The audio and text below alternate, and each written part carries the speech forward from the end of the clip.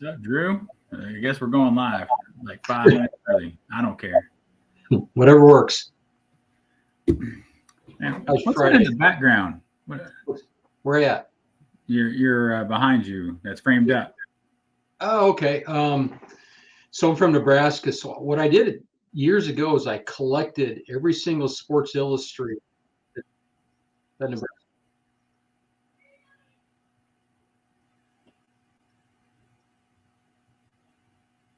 Can you hear me? Yeah, I'm getting an echo. You don't have Look who's here.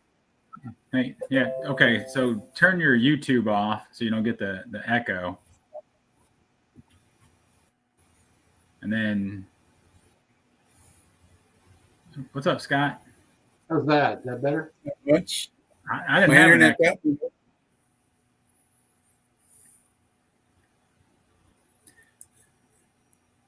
Does my internet sound really slow? No, you sound fine, Scott. Okay. Do we still have an echo, Dave? I don't hear an echo. Do you hear one? No, now it's okay. Okay.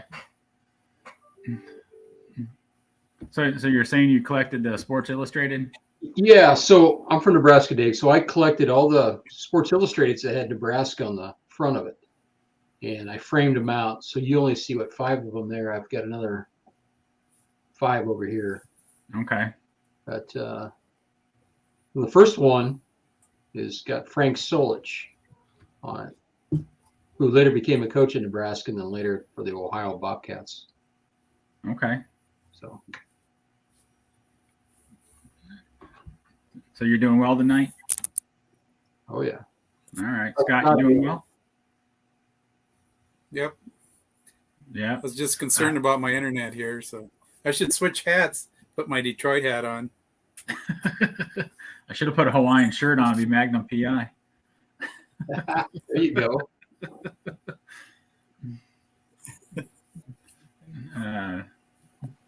Can you hear me?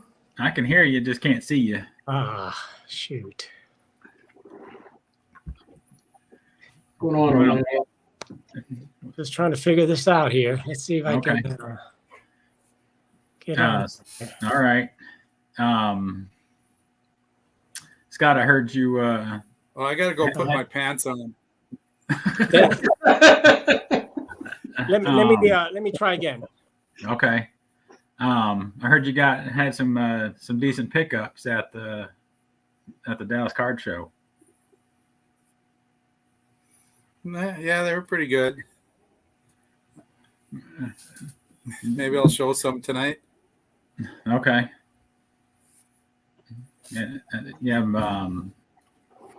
Where did I hear that? Was it Mike? I think he said that you were going through rummaging through one of a tote. Yeah. He had a box of miscellaneous stuff. I bought some exhibits from him. Okay. What's up, Hodges? The only person in here watching right now. Seems like everybody else has stuff going on. That's something I picked up at Dallas. Oh, that's pretty nice. Got Jim Cott. Elroy so who's Face, missing off that panel? the advertising portion. Okay. Oh, okay. What's on the back side of those, Scott? They're just inside of the cereal box. Oh, so They were cut out the back of the cereal box.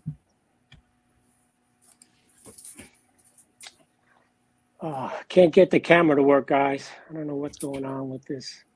I'm terrible with technology. I'll work it out. Okay. Anyway, what are we going to talk about today?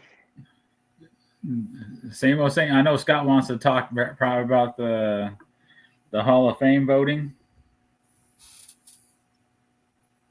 that works. You guys know who's going to be up for election this year? So you're talking about like the players, or you're talking about with the Players. Okay. Man, I do not right now. I know I looked at it the other day. I just can't remember. And I looked at I guess the eras committee. I guess what is it? Managers, umpires, and execs. Yeah, I don't think there was any players in it, was it? Yeah. Huh? There was no players in that era committee, was No, there? I think next year is the players. Let's see. I'd If like we to can see get Bill White get in from the. For some reason, I just can't get on there. Orlando, you have to take the tape off the camera. Oh, okay. Yeah, let me. I'm just gonna reset my phone and be right back. That's the only way I can do it. Okay. It's not All right. technical. That's See ya. all right. See you in about a minute. Okay. I'd like to see Bill White get in. He was a pretty decent player, maybe not Hall of Fame worthy as a player, but then he became the commissioner of the National League. I remember that. Okay. A couple umpires that were pretty good. A few people like Was it Joe West? yeah. A few people like Lou Piniella too.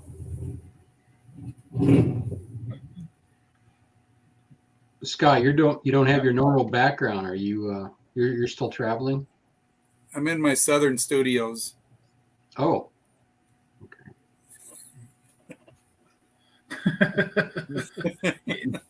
He's residing in Texas right now. That's why he was at the Dallas Card Show. The Dallas Card Show Light is this weekend. It's the same people that put on the Dallas Card Show, only Okay. it's about maybe 10 or 15% the size of the Dallas show. Okay. how many tables at the Dallas Card Show? Would you say? I'm guessing 700 maybe. Oh, so that's close to the National then, because I think the National had 700 plus, right? I think the National had 1,100 booths. Oh, okay. So there's 3 or 4 tables, maybe 4 tables per booth. That works. There he is. When in doubt, reset the whole damn thing and go start over. Yep. Good deal. And what percentage of First thing vintage? Did you Probably 20%. There are some pretty big time vintage cards there, like that. I showed a Joe Jackson on one of my videos, one of the Sporting News premiums. I think they're asking 11,000 for that. There's a Gordie Howe rookie that was there for, that was 11,000. It was graded a 3.5.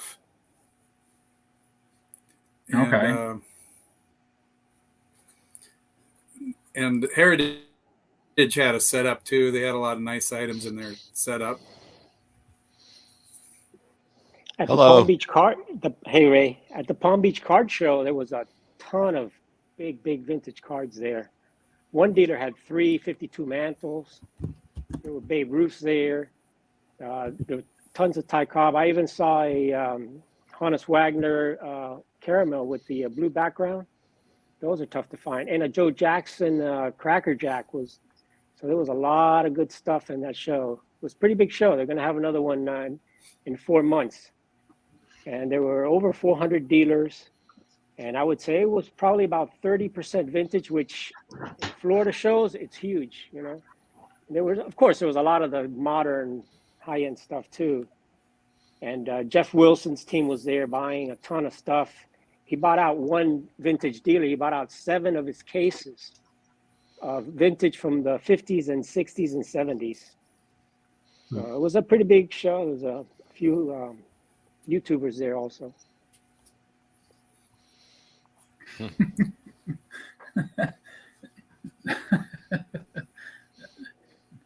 because I seen a thing where They'll need to buy a lot of inventory for that big shop that they're opening up.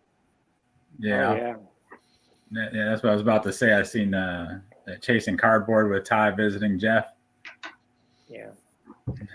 You know what Jeff said in one of his interviews, that he has a consultant, and the consultant is Mark from AA Mint Cards. And that's the guy that's my local card shop, 10 minutes from my house. And I went over there to talk to him, and he told me, yeah. But he did say that that $3 million price tag that Jeff is using is not right, because Jeff did a deal with the landlord, and he did a long-term lease, and the landlord agreed to do the construction, the build out of all the rooms and stuff. So Jeff initially thought he was going to have to pay for all that, but he convinced the landlord to do and he's going to have tons of rooms for breaking, for his whole studio, his team, offices. I mean, it's going to be, I think, what, 14,000 square feet, something like that. Jeez, crazy. That's pretty big. And that's in Georgia? Atlanta, yeah. I wonder how he's gonna, like, is he gonna put his friend Joe, got baseball cards, out of business then? We need to get a comment from Joe. Yeah. Well, definitely all the small mom and pops are going to go out of business once he gets in there. Yeah. All the small Atlanta shops or anything near the area. He's going to be the Walmart of card shops, The Walmart, then the Amazon, then Fanatics is gonna buy him out. Yeah, he could go national. There was a national card store back in the 90s called B&C Collectibles. And they were all over not the whole country, but the northeast region of the states, like PA, New Jersey, New York, Delaware. There was like 30, 40 stores, B&C Collectibles. I wouldn't be surprised if that happens, where he at least goes regional, which is fine. That's cool. More card stores is better. Yeah. You feel with him building this store, you think he's gonna, like, start up his own card show, like a big one? Like who Jeff? Yeah. Like, no, I don't think so. I know Fanatics is going to be doing shows, right? Card shows. I think what so. I've heard about Fanatics is that they're going to be working with the big shows right now. They'll be working with Dallas, be working with Nashville, be working with Burbank. Okay. That's what I've been hearing. Ray, I heard that the Philly show got a big sponsor. I'm not sure who it was. But I haven't heard of an East Coast show yet. A sponsor? I think somebody's going to sponsor the Philly show. I'm not sure if it's Fanatics or I think it's Fanatics. Somebody said that they were going to kind of take over the Philly show and become the big sponsor. I think maybe in the Sports Collectors Digest it may have been something there. I've got to check it and see. I'm not really sure. Interesting. Yeah, because that goes back to what we were saying. I think these big guys, big companies are going to start taking over shows and promotions and things like that. Yeah, I wouldn't be surprised.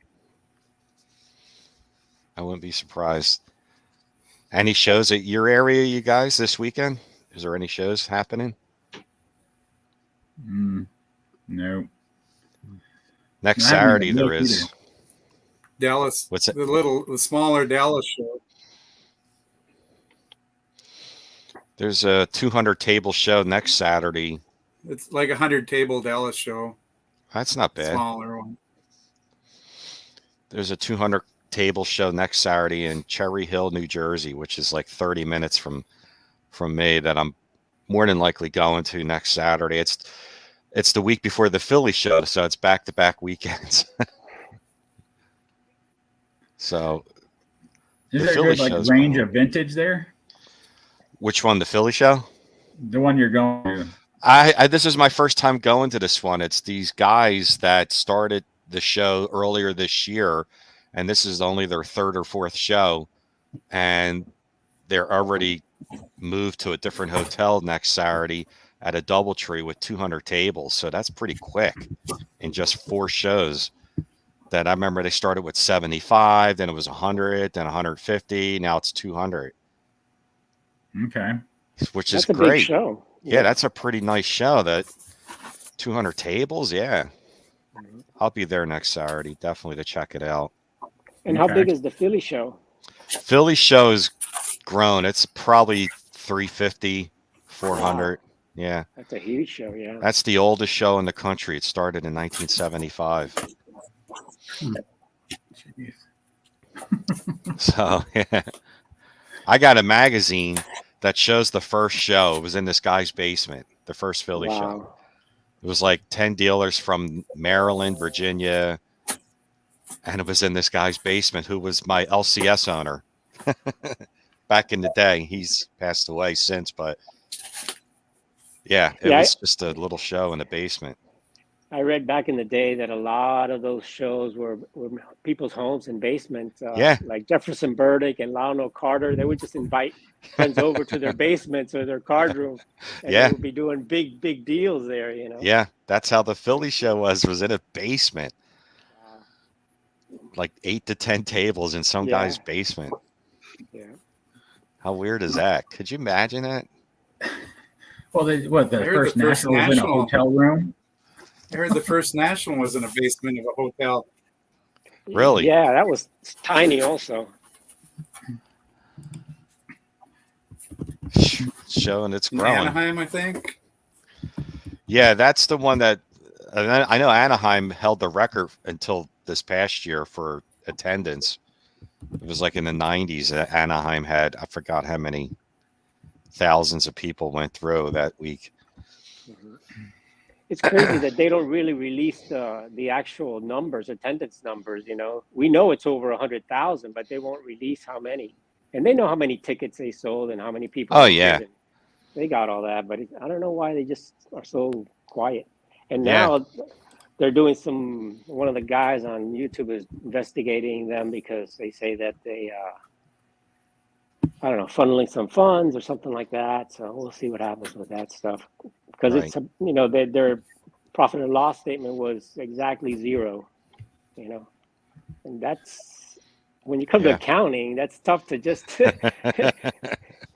when you're dealing with millions of dollars and you spend exactly how much you brought in, it's kind of fishy, you know what I mean? But anyway, absolutely, yeah. We'll see what happens. And now with all the big guys, Fanatics and everybody else coming in there, we'll see what happens. Yeah, could you just imagine what it's going to be like, just the hobby 5 years, 10 years down the road, what it's going to be like? I'm trying to imagine how different it's going to be, you know? I mean, I remember when I was doing shows back in the 80s, and it was pretty much all in the malls. You'd go to a mall and set up a table right outside the different stores, and that was pretty much it. You know? And every once in a while, maybe every 6 months, you had one show at a hotel. But, you know, times have changed. And I mean, we could be looking back 5 years from now and saying, remember the good old days in 2023? Yeah, I remember the malls. Yeah, the mall shows were great. Those were the best. Yeah. Because you got a lot of free parking. And what I liked about that is you got a lot of people that never, ever even thought about cards. They were just shopping or they were having at the food court and they would pass by and they would be interested. And I mean, that helped me a lot as a dealer in those days because a lot of people didn't know and they would see that at a mall and then go home and say, hey, I have some cards. And then at the next mall show, they may bring some. And I've had some people that actually brought some. I said, I didn't know anything and I saw at the show and boom. So that a lot of exposure. And I think that's one of the things that Fanatics needs to think about, just doing stuff to get people that really never think about cards from out of the hobby, you know, and that happens. It could happen. And that's what the mall that's what the mall shows did, because you would just have regular people shopping on a Saturday or a Sunday walking around and like, oh, I remember I used to collect these, and then all of a sudden they're hooked again and they're back. Yeah, that's what Fanatics needs to, like, just not set up at a place where you're just gearing towards car collectors, to try and put it in sporting events, like even in hallways of Yeah, of stadiums, course. or whatever. I would like to see some card shows at the games, at the Yeah. baseball games. Just set up a little corner there and you know just do it during that time. I mean, Yeah. the game, what, 2 hours, 3 hours. A lot of people would go and check it out, and hey, let's go look at the little card corner there. A lot of people go to the merchandise store when you're in the at the ballpark, and Right. something like that. That would get people that maybe are kind of sports fan but not card fans, Right. Even in the and they're parking there. lots, of the Yeah. ballparks.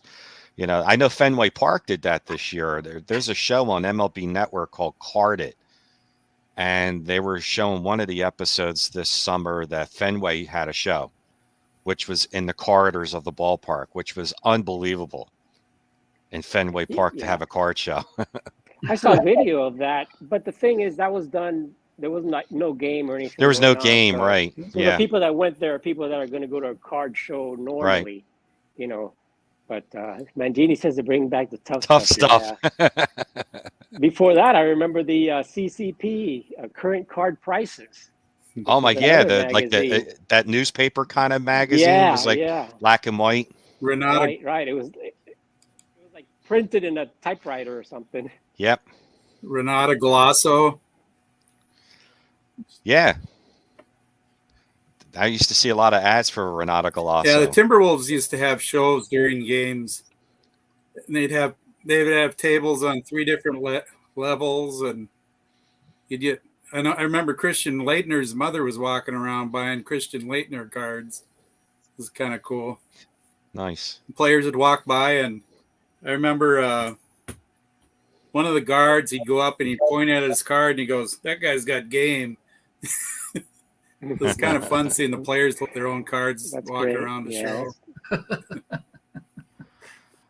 I would say have them bring it back to the malls, but the problem is that malls are doing terrible. Yeah, right now they You are. know?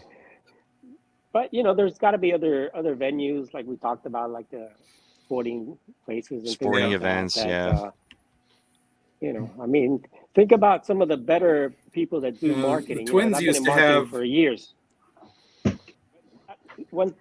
Think about some of the people that have the best marketing. The Girl Scouts. They're everywhere.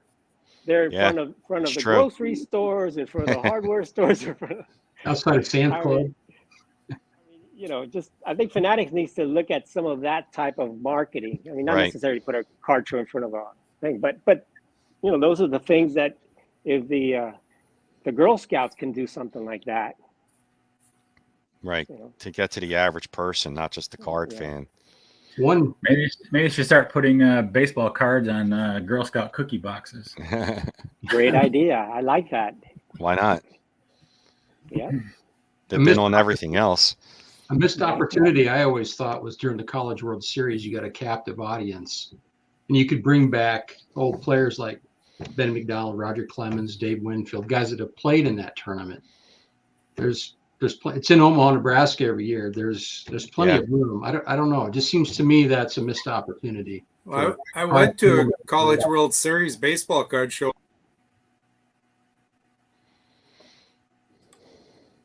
Did we lose Scott? No, he's there. Yeah, I went. They used to have a show every time since they had it. His connection's kind of slow. Yeah, it's a little choppy. What were we saying, Scott? It's kind of freezing up. I was in the College World Series used to have a show every year. Okay. I don't know. My internet's not that great, but You're okay now. they're going in and out. But they used to have a show every year, and you go down to the college. It would be downtown or at a hotel, maybe Howard Johnson's or Holiday Inn, but they'd have a show that weekend. Right. But then they quit having it. I don't know. Promoter must have just moved on. Right. The malls were the perfect place to get a general audience. Like I'm trying to think, where is there another place that has a general audience? And I can't think of any. And it's just a shame. Like I was at a mall show outside of Philadelphia last Saturday in Ben Salem, PA, at a mall called Neshaminy Mall. And half the stores are closed. Half the food court was closed down. And that's just a lot of malls. It's because I don't understand why kids aren't hanging at malls and going to malls anymore. It's really weird. It's like ghost towns. Well, I mean, I'll tell you, there still are places here in Miami. There's a big card shop, the Loop. You guys know the Loop? I've heard of They it. have an app and all that, and they do breaking and all that. But they have their card shop in an area called Wynwood, which is like a really fancy, high-end, kind of like Manhattan style place. You know, where Nice. all of the young people go, because that's, you know, I've been to the store and videotaped it. Most of the thing is just brand new cards and breakers, and they have areas and stuff there, and then, you know, all that stuff. But they're in a real trendy place, real trendy restaurants, fancy places where a lot of the people from the downtown Miami area, you know, the corporate people, young corporate, whatever, yuppies are there. And they close. They close, I think, at 6 o'clock or 7 o'clock or 8 o'clock, and they're closed. I'm thinking, man, they would stay open late. The bars there are open till, you know, 1, 2 o'clock in the morning. I mean, they could attract some of the people because there's a lot of stuff there. They're right across from what is the graffiti museum, which is a real cool thing where they have all this graffiti everywhere. And they have the Lionel Messi, they did this big wall with Lionel Messi. All that area, that place gets so packed, and then the card shop there closes early. And you would think they would do some type of event and stay open late and do some type of, you know, even like a midnight trading thing or something, right? Because, you know, but those type of things Fanatics needs to really bring some of that younger crowd and some of the money, corporate, you know, those type of, you know, young up and coming professionals, you know, get them involved. I agree. And more like the show on MLB Network carded. That's a great idea that they have a baseball card show on a national network TV station. So things like that are really good. And, you know, advertising like that. And someone mentioned, I think Adam mentioned Splendid Sports flea markets. They've always been a great place, you know, but Fanatics has got a big job ahead of them to keep the young kids involved, because if they're not going to get involved, you know, forget it. So they're the ones that, just like how when we were little, we kept it going, that these younger kids now got to keep it going. So it's going to be a task. Where do kids hang out now? I mean, that's what I was saying. They're not at the arcade. Where are they? Yeah. They're home on TV playing video games. Yeah. A lot of them now are on Whatnot. On Whatnot? You know, because they're having this big event and stuff like that. You know, it's I don't know. It just seems to me, I'm old fashioned. I like to go to the card shows, to go to the card shops, to look at the card, feel the card, look at it in person. Yeah, I'll buy stuff on eBay, but if I can get something in person, I'd rather go that route any day. Yeah. Yeah, it's more fun. Yeah. To shop for something and you see it there, and especially if you weren't expecting to see it there and you weren't looking for it, and then you saw it and then you have it in your hand, it's so much better. I mean, it's fun buying it online too, but I agree, buying it in person is way more fun. Way more fun. Says gaming and or online. That's where the kids are at. Yeah. Yep. Take them out of the house. But yeah, they don't leave the house. I mean, most kids they're online, they're gaming, they're doing something, and you know, it's kind of crazy. You know? That's true. I mean, I remember when I was a kid. I mean, I was out of the house all the time. I mean, I was never home. Mm-hmm. I'm with you. I was never, especially the summertime. Oh my God. Oh, forget it. I mean, I was out the door by 9 at the ballpark field we had and played till lunchtime, grabbed something to eat, went back, went home at 5 for dinner. And then after dinner, went out again and played under the street lights. Yeah. Speedball, step ball, wall ball, wiffle ball. As long as you could still see something, you could play. Had to drag me in. Yeah. Question for you guys: Where We do you had remember Sloan your Town. first card show and where it was? Hmm. My first card show, Hmm. I think it was, and it definitely was in Tampa when I moved over there just after I got married. I moved to Tampa. What happened with my collection was that I stopped collecting. I was collecting right through high school. Then I stopped, and I went to college, and I got married. And then when I was about 25 or so, I had two kids. And then when I was 25 or so, my mom found my old collection. By then, I had moved to Tampa, and that's when I drove all the way back to pick up my collection. And when I went to Tampa, I said, "Wow, I'm going to go to card shows," and I started going to card shows at that time. So I think it was a card show in Tampa, in downtown Tampa. I think it's still going on today. Hey, Dave. To today. Probably a mall show for me. For me, I grew up in the middle of nowhere in Nebraska, so we didn't have card shows. So it wasn't until well after college, I was living in Lincoln, that I went to the mall and ran into one. I didn't even know it existed. That was probably in the early to mid 90s, I suppose. Right. Mine was at my high school in my small town, and I was probably 10, maybe 11 years old. And then after that, never seen another one until I went to the national in 2012. Didn't even really, didn't even know how to find them. Nothing. Like, growing up in a small town, Right. Internet wasn't even a thing then at that time, and didn't have the magazines to find anything, or if it was somewhere, it was too far to drive. Wow. Fanatics got to look to that. It's small towns. My first national was in Atlanta. I drove up there. What year? My first 92, I think it was. Somewhere around there. It was the year that they had the Olympics in Atlanta. Oh, yeah, I remember that. Yeah, that was my first one. And 96. 96. 96. Okay, it was 96. Yeah, that was it. And I remember I met Mr. Mint. Maybe I was 92. able to talk to Mr. Mint. I thought it was 92. My That's first my wife. my first card show.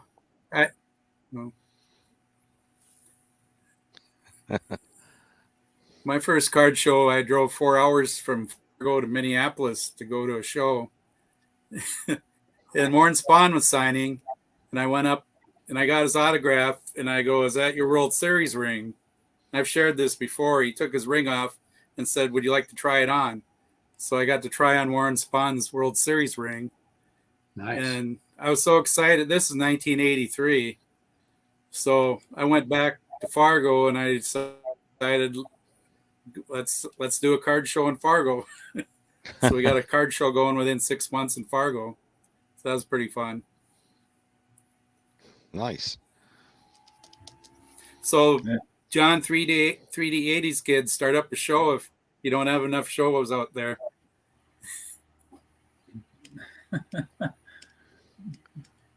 So now we know the backstory of how Scott became a dealer. Yeah. What year was you guys' first time in a card store? Because there was no shows. Like in an LCS. Ray, let me go over this again with you. I was in the Something's middle in the of 80s. Nebraska, and there was nothing there. So it wasn't until the 90s. Skip you, Drew. Come on. You're not going to let me be part of the conversation here, are you, Ray? Mine was I around 89, and I didn't even know it existed. It was in the old-fashioned kind of malls where it was just two aisles, one walking this way and the other one walking the other way on the other side, and it was like a flea market kind of a mall, and there was a card store in there, and there was a coin shop. Coin shops used to sell cards too back in the day.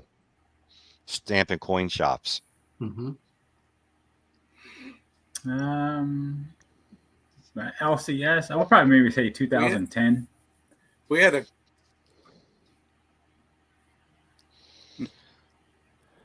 Go ahead, Scott. we had a coin shop in the 70s that started selling baseball cards, and they eventually turned into half cards, half coins.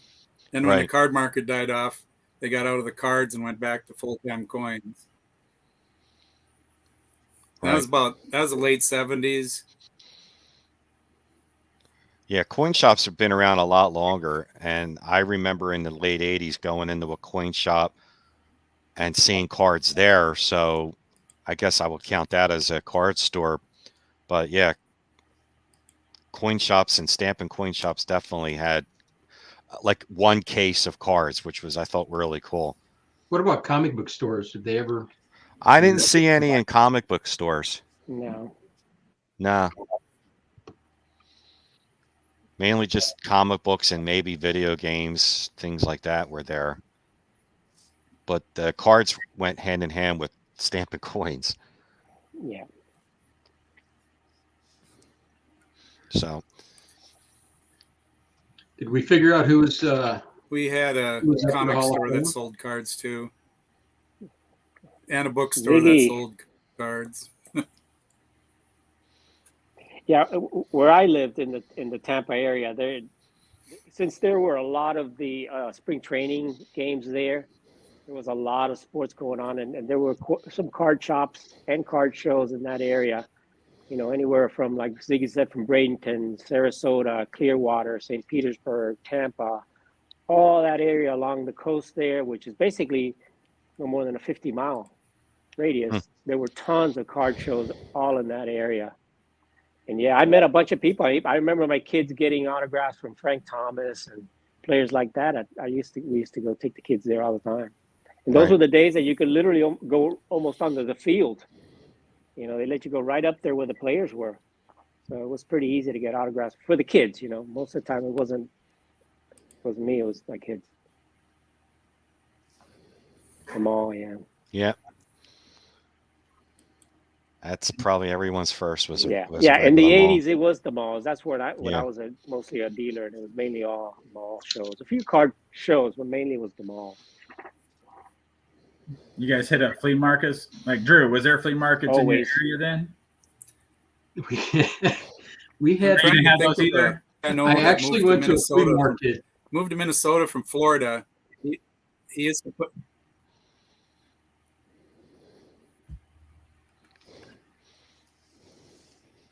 Go ahead, Drew. I was saying, I actually Go went to ahead. a flea market when I was in high school. I think we traveled, I think it was 40 miles.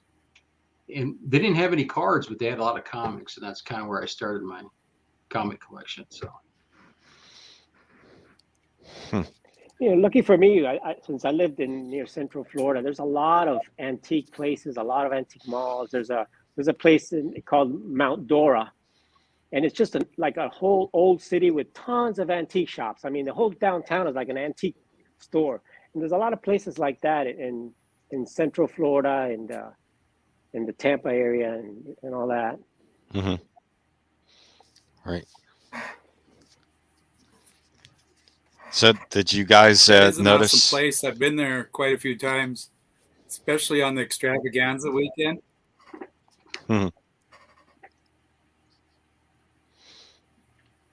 But definitely check out flea markets and places and antique shops. You never know what you're going to find there. Especially antique shops. I drove one by, drove by one today that I didn't even know. On their sign outside, it shows it had a list of what they carried, and it was vintage furniture, this, that, and then on the line said sporting cards. And I've been driving past this antique store for years and never noticed reading the sign that one of the items said sporting cards. So I'm like, oh, I guess I'm gonna have to go in there now and see what they got, because you never know what you find. I think I talked about it on a video sometime back, but the antique store here in Lincoln, well, there's more than one, but I went in there to kind of check it out, and this vendor had tons and tons of vintage baseball cards, but Wow. they were vintage baseball cards. They were off his printer at home. Oh, When I saw a stack of Gale Sayers rookie cards, and I got to look at it thinking, these look perfect. I took a flashlight off my camera, shined it right through the card. I'm like, no. I alerted one of the clerks and said, he wants Yeah, these- $225 for this Oh man. this printed card from his home. I went back about a month later and the cards were still there, so they never. Yeah. I don't know. They didn't pull it. They didn't. I don't know if they did anything about it. yeah. Sometimes when you go to those antique places, you'll find, 87 top set, and they want like $100 for it or some ridiculously high price because they don't even know, or they have a price like from the Beckett book or something. So sometimes you never know. Sometimes you may find good deals, but a lot of times you'll find some of that stuff is pretty high junk stuff and pretty Yeah. high priced. What I see most of the time. I think for me, more recently, I've had a lot of luck at estate sales. Yeah. I think I've just gotten maybe lucky over the last couple of months, but I've gotten some pretty good finds.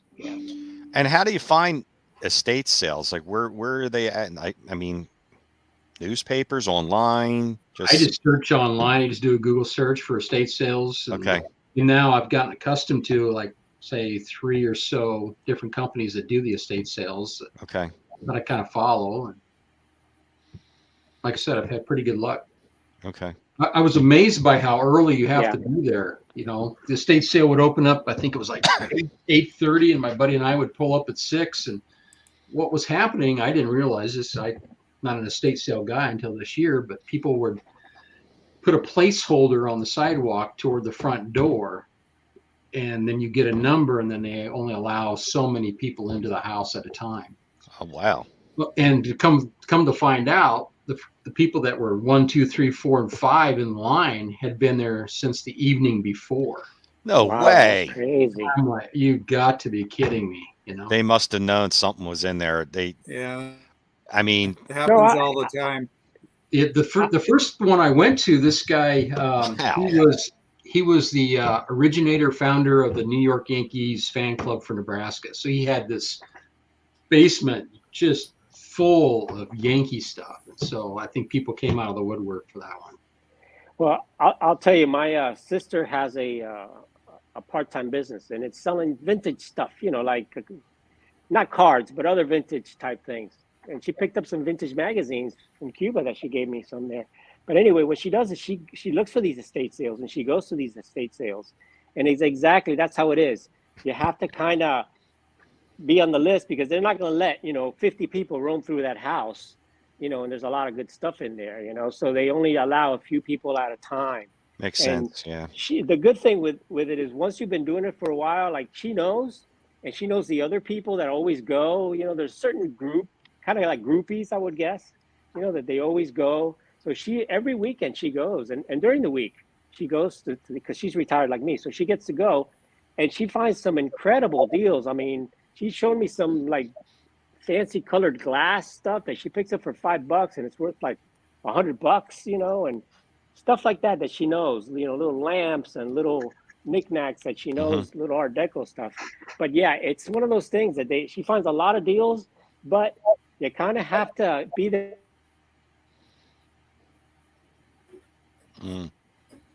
Looks like Orlando's got Stuke's internet.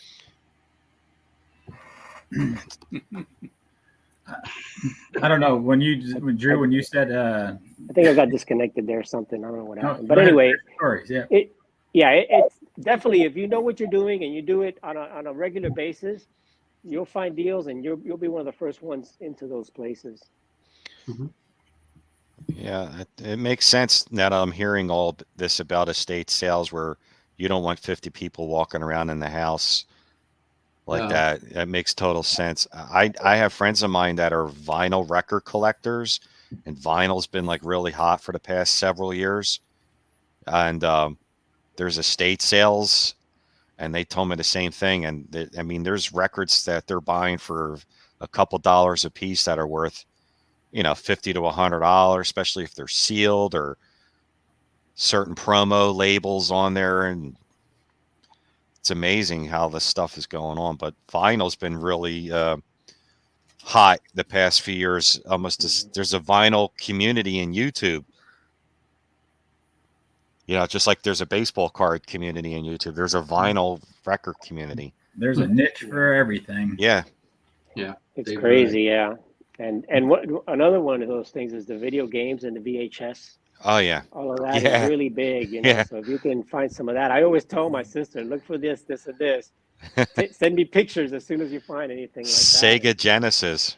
You know, all that Creating kind that of stuff. What I found interesting at the estate sales, not my niche, but there was a group of younger guys, I'd say in their early 20s, that were just racing for vintage clothing, and I didn't know that Yes. was. Mm-hmm. I'm like, well, just come on over to my place. Hell, I got a closet full of that. Yeah, I could bank some cash for the national. I'm thinking. Got a Hey, member. get this number. Drew's got a members only when jacket. you go into a sale, like, Get my starter jackets out, Ray. Don't laugh. I'm looking for an Eagles starter jacket with the old Eagles logo on the back from like 1980. I'm like, you want bell bottoms? I got them. What do you need? Drew, when you said you're going to state sales, all I thought of was Mighty the Pythons. Bring out your dead. Bring out your dead.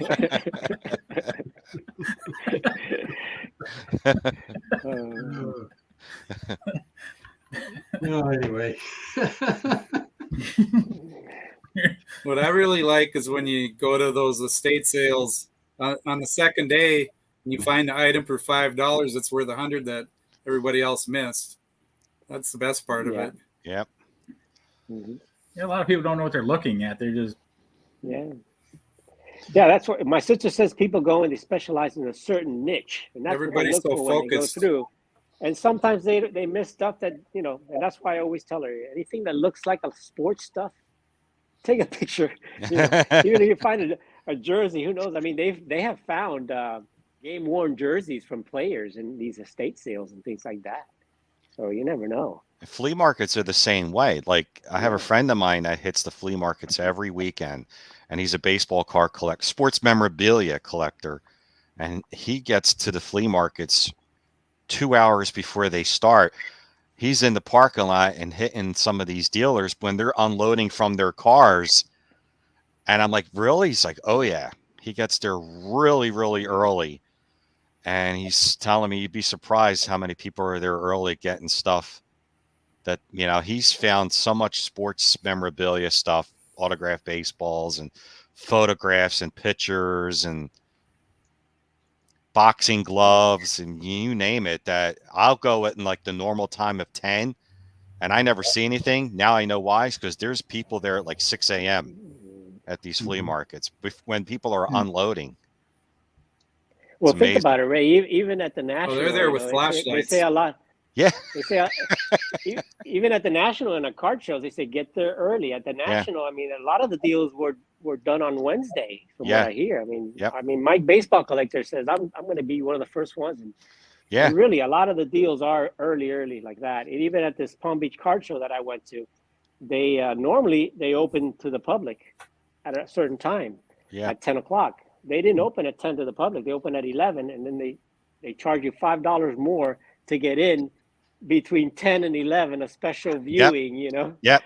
So, but I'll tell you what, it's worth it sometimes to get there a little bit earlier and get the deals before the masses. The Philly show's doing that now. The show starts it's a Friday, Saturday, Sunday show, and it starts on Friday, I think at 2 p.m.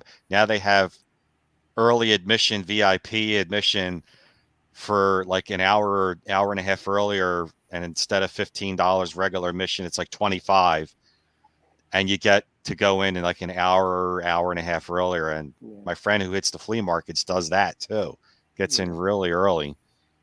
Like few people are walking around the show. Yeah, there's a lot of people at the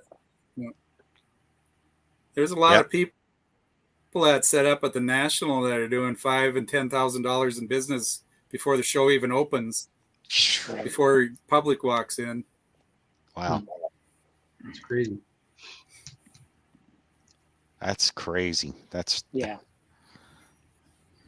you talking about that, you think they're gonna like cut back on or try to cut down on the media passes and the like limited the dealer the passes too? Maybe. I don't know. Well, no. I don't think. I mean, I think they I want don't more think they'll media. cut back on those. No, not on the media. They're cut.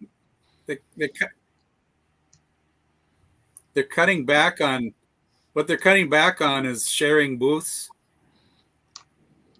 You won't be able to have like 4 different people sharing the 4 different tables in a booth anymore. Why do you think is So that? I that'll wonder help. why. Because it's taking up too much of the table space or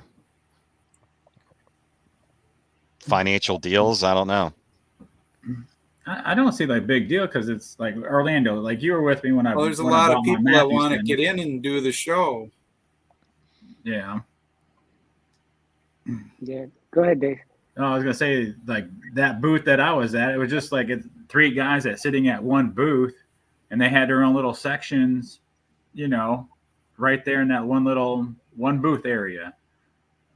So it's like, all right, you got this table, I got this, and I got the other one. It was just 3 friends just sharing that section. Yeah, and you really didn't know that it was 3 guys, even though it was. Yeah. And when you go up there, it just looked like one booth. Yep. But I mean, I think you got to do. They have to allow that because it's just so expensive, especially the national. And a lot of dealers can't even get into the national, so they try to split the booth. And I even saw some dealers that at the last day basically They're sold their cutting back entire on it booth. this year, though. Yeah, they had some others that they would sell like the last day they were leaving. They would allow somebody that they would sell the booth for that last day, and they said that was going to be not allowed anymore. Yeah, I know the prices are insane for the A table. friend of mine, one of the Minnesota dealers, is on the committee, and he said they're going to cut back on multiple people sharing the booth. Either have to be the primary or secondary, I guess.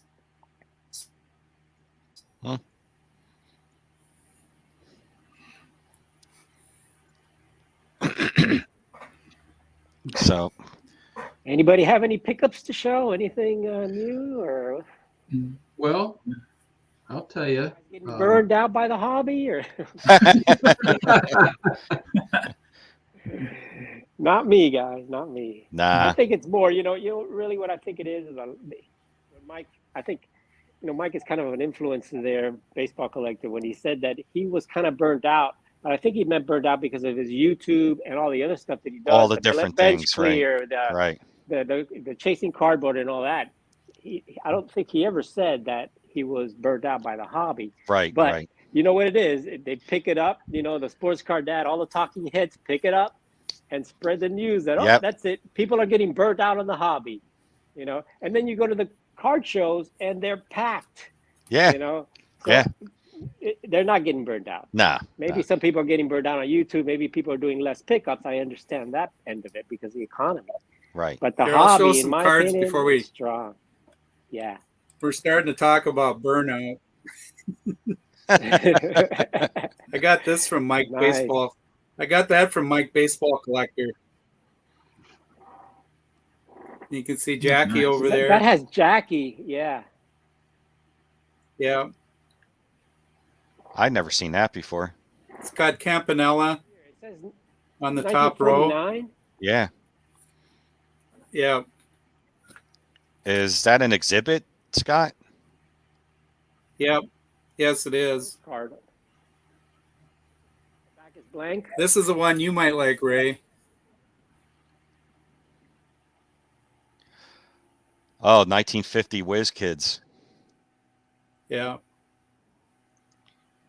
Richie Ashburn.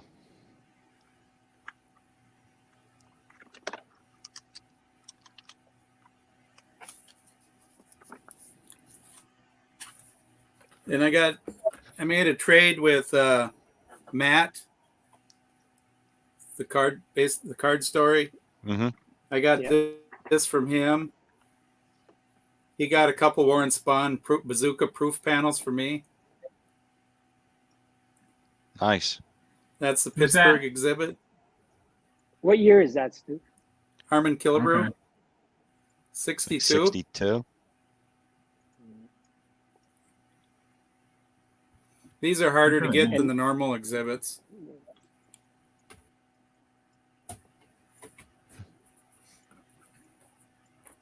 And you got that from the baseball basement collection from Mike. Just the Brooklyn Dodger one. Okay. Yeah. The other one I got from at the Dallas show, and the other one I just wanted to show you, Ray.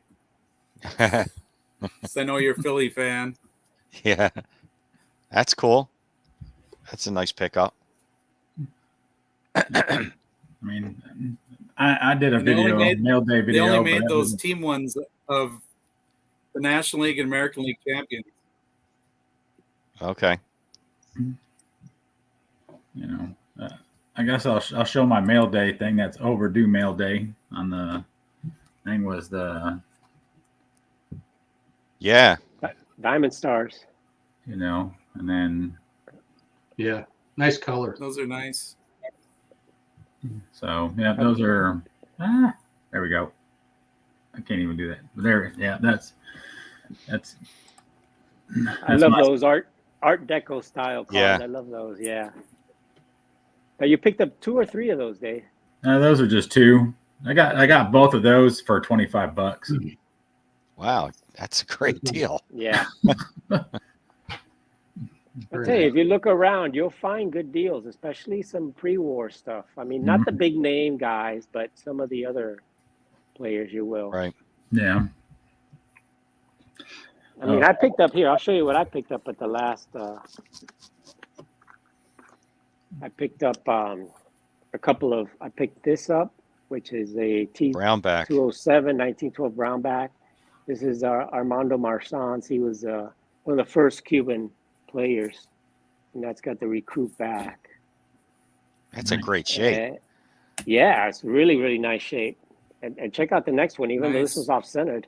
He This found is it in George- Drew's antique store. No, that's Came off my printer. that's George Mullen. George Mullen was one of the big workhorse pitchers for the Detroit Tigers back with Ty Cobb and Sam Crawford. And this is a Oh, that's parallel nice. card. That's really nice. Yeah. And look how sharp that card is. It's Yeah. off-centered, of course, but other than that, I found that in a binder of a guy that had bought an old collection of some T206 and some of these stuff. And you know, each one of these cost me. He wanted like 120 for each, and I got him $90 a piece. Nice. Not bad, So- yeah. For cards from the 1912 Over 100 and years 19 ago. Exactly. You can't go wrong with that. So there's deals to be had. I mean, not huge name players, but still, nice pre-war in pretty nice condition. Those T207s are starting to grow on me now. I need one for Yeah. my 300 set. I need the Trish speaker, which Mm, I've only seen it come up for sale one time in April of 2022 on Mile High, their website. And it was a PSA 1, sold for about $600. And I haven't seen one since. It just never comes up.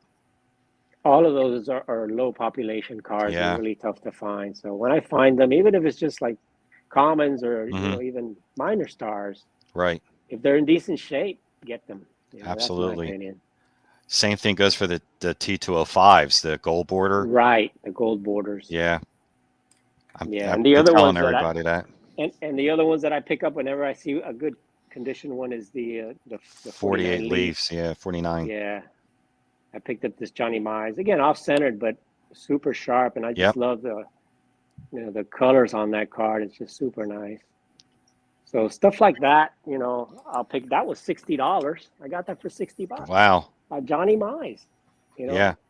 It's raw. I mean, we'll see how it grades. I think it should grade decently, even if it's just 3 or 4. That's I'm great. good. Yeah. Exactly. I'm good with that. Huh. So I got a few cards I'm gonna send to SGC. I'm just trying to gather up a little group of them, and those will be 3 of the ones that I send in. Okay. What about you, Ray or Drew? Well, it's not really a pickup. I don't know if you can see this. Nice. Okay, so this is Eddie Watt. Last Sunday, I got to interview in person Eddie Watt. He was a two-time World Series champion with the Baltimore Orioles. And so I met him here in Nebraska, and we talked. We interviewed for about an hour and a half, and then I shut it off. And then he wanted to tell stories for about another hour and a half. So I got probably about an hour. Yeah, about an hour and a half. I got to break that up probably into about 3 different videos, I think, was what I'm going to do. And Nice.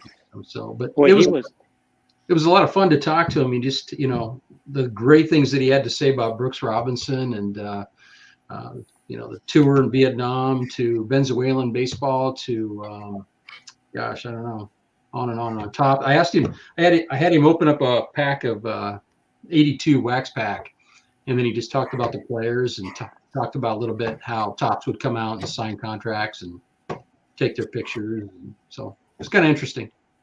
The Orioles Nice. had an incredible pitching staff when he was pitching. I mean, Yeah. They had Palmer, McNally, Cuellar, Dobson. Yeah. I mean, I think at one point they had 4 20-game winners. Yeah. One year. I think that was the 71 Orioles. I think Watt was pitching around that time, right? 60s and late 70s. Yeah. They won the World Series in '66 and they won it in '70, and they lost 2 other ones in there. To the Pirates, yeah. Yeah, one of the World Series, though. 66, only they had Mo, Wally Bunker and Mo Drabowski. Yeah, only Mo Dabrowski pitched in relief in one of the World Series. Otherwise, the starters went the whole distance. Wow. I thought that was kind of interesting. Huh. One of my favorite stories, though, is he talks about he's now playing minor league ball, and they're on a terrible losing streak. So he picks up the rosin bag and throws it home for a strike. The umpire actually called it a strike. The rosin bag, crazy. That's my favorite, probably my favorite story that he tells in the interview. So when are you gonna post that up? I'm doing some editing first, So Yeah. Take your time to do it right. Your videos are awesome. Thank you. The phone rang a couple of times, so so we need to kind of edit some of that stuff out, I think. But I saw your 53 tops. They look great. oh, thank you. Yeah. It's a great set. Yeah, actually, Nice looking set. I didn't know what we were going to talk about tonight, so I brought up all the Hall of Famers from that 53 set. I have them here, and Cool. it's been a lot of fun to put that set together. And You're doing just the Hall of Famers or the whole set? No, I have the entire set from 1953 graded. I have the entire set. Whoa. Yeah. Really? Yeah. Yeah, I do. Yeah. The whole Yeah, set. he ended up picking the Willie Mays at the National. That's You want right. to share that? Why don't you share some of those, Drew? You got them right in front of you. Wow. You got an awesome set, the entire 53 set complete. Drew, you need to change your channel name to Tops 53. Yeah. Yeah, we already have Bowman 53. So Right. No, but because I did this, I don't have the diversity that, say, Orlando has, or John Mangini or Stuke. I was so ultra focused on, oh wow. putting this set together. Now I'm showing you my 2 lowest grades. When I first started it, I said to myself, all right, you know what I'm going to do? I'm going to do PSA 5 or better. And I was good for a while. Yeah. Then I ran into the mantle. The mantle. The mantle stumped me, and Jackie, I didn't know what I was doing at the time. So, but yeah, the entire thing is graded.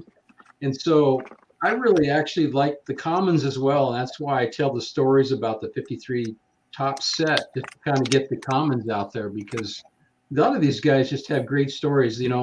I'd say probably 90-95% of them served during World War II and came from, in large part, came from nothing. And so interesting reads, really. Are you done this set now, or how many do you have left? No, I'm done. Wow. I'm done. Yeah. Drew, is it on the PSA registry? Yes, it is. Yeah. When I first started and I posted, I was probably 49th. But I think the last time I looked after I added the Willie Mays, I'd fallen to like 65th or something. So I got depressed and go look again. That's still awesome. You got the whole set complete Yeah. and graded. Wow. Yeah. So now I'm working on a complete set of 1955 and 56. And really all I need for the 55 is the Clemente, and I'll have that done. Wow. How many cards are in the 53 set? Yeah, it says 280, but they did not make, what was it, 6 Yeah. cards. So 274. Yeah. 274 cards. Now, the That's 55 impressive. 55 Bowman, is that the one you're doing now? No, 55 tops. Tops, okay. Yeah, I just need the Clemente. And Yeah, that, that'll be the big one. Yeah. and that one I actually do have everything. Well, In a let's see. 5. Let's see. Nice Koufax. Wow, and a 5. Awesome. Yeah, that set I do have everything in a 5. Now, are you going for the, I guess, the parallel, I guess, because the Jackie has the cut diamond? Oh, I hadn't. Way to go, Dave. You Yeah, did- that's true. Forgot about that. See what you did, Dave? Now he's got to Oh, like. But there's one other card. I can't remember who the player is. Also has, it's not a diamond. What's the other logo that's on there? It's a circle or something. There's another one that's Yeah, there's a couple variations in that Yeah. set there. But it's, I love the back of these 53s too. And I wanted to bring this up to Dave. I don't know if you guys can read that very well. You probably can't read that. Can Yeah. you? Can you read that? I No. could, yeah. Let me, because my lighting's not the best in this room. So just a second here. I'm going to turn my flashlight on and read it to you. But I was thinking Veterans Day, Dave. It says, here's the little cartoon trivia question on the back. It says, who was the only player to serve in both World Wars? And the answer is Hank Gowdy of the New York Giants. I So, never guessed that. yeah, so we were kind of talking about that. Who's on the front? Yeah, He also played for the 1914 Braves. yeah. So this is Eddie Pellegrini, and he was the Boston College baseball coach for many, many years. It's a nice card. Mm-hmm.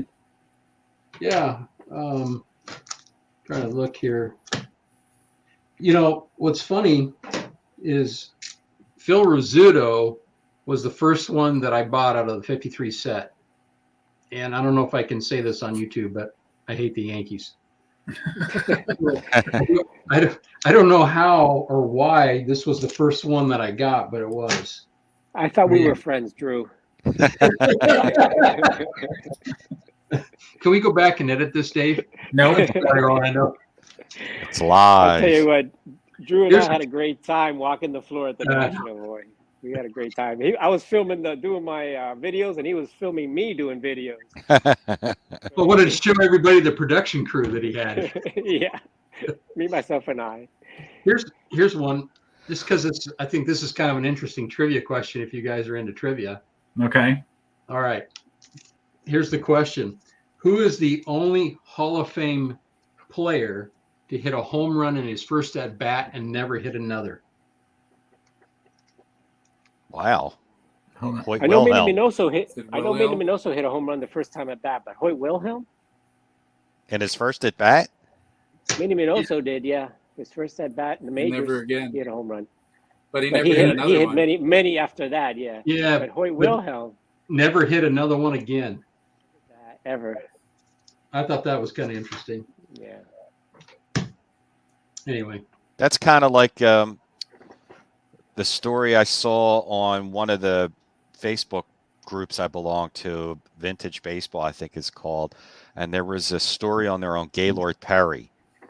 And there was an article of Gaylord Perry in 1963. And they asked him about, hitting a homer.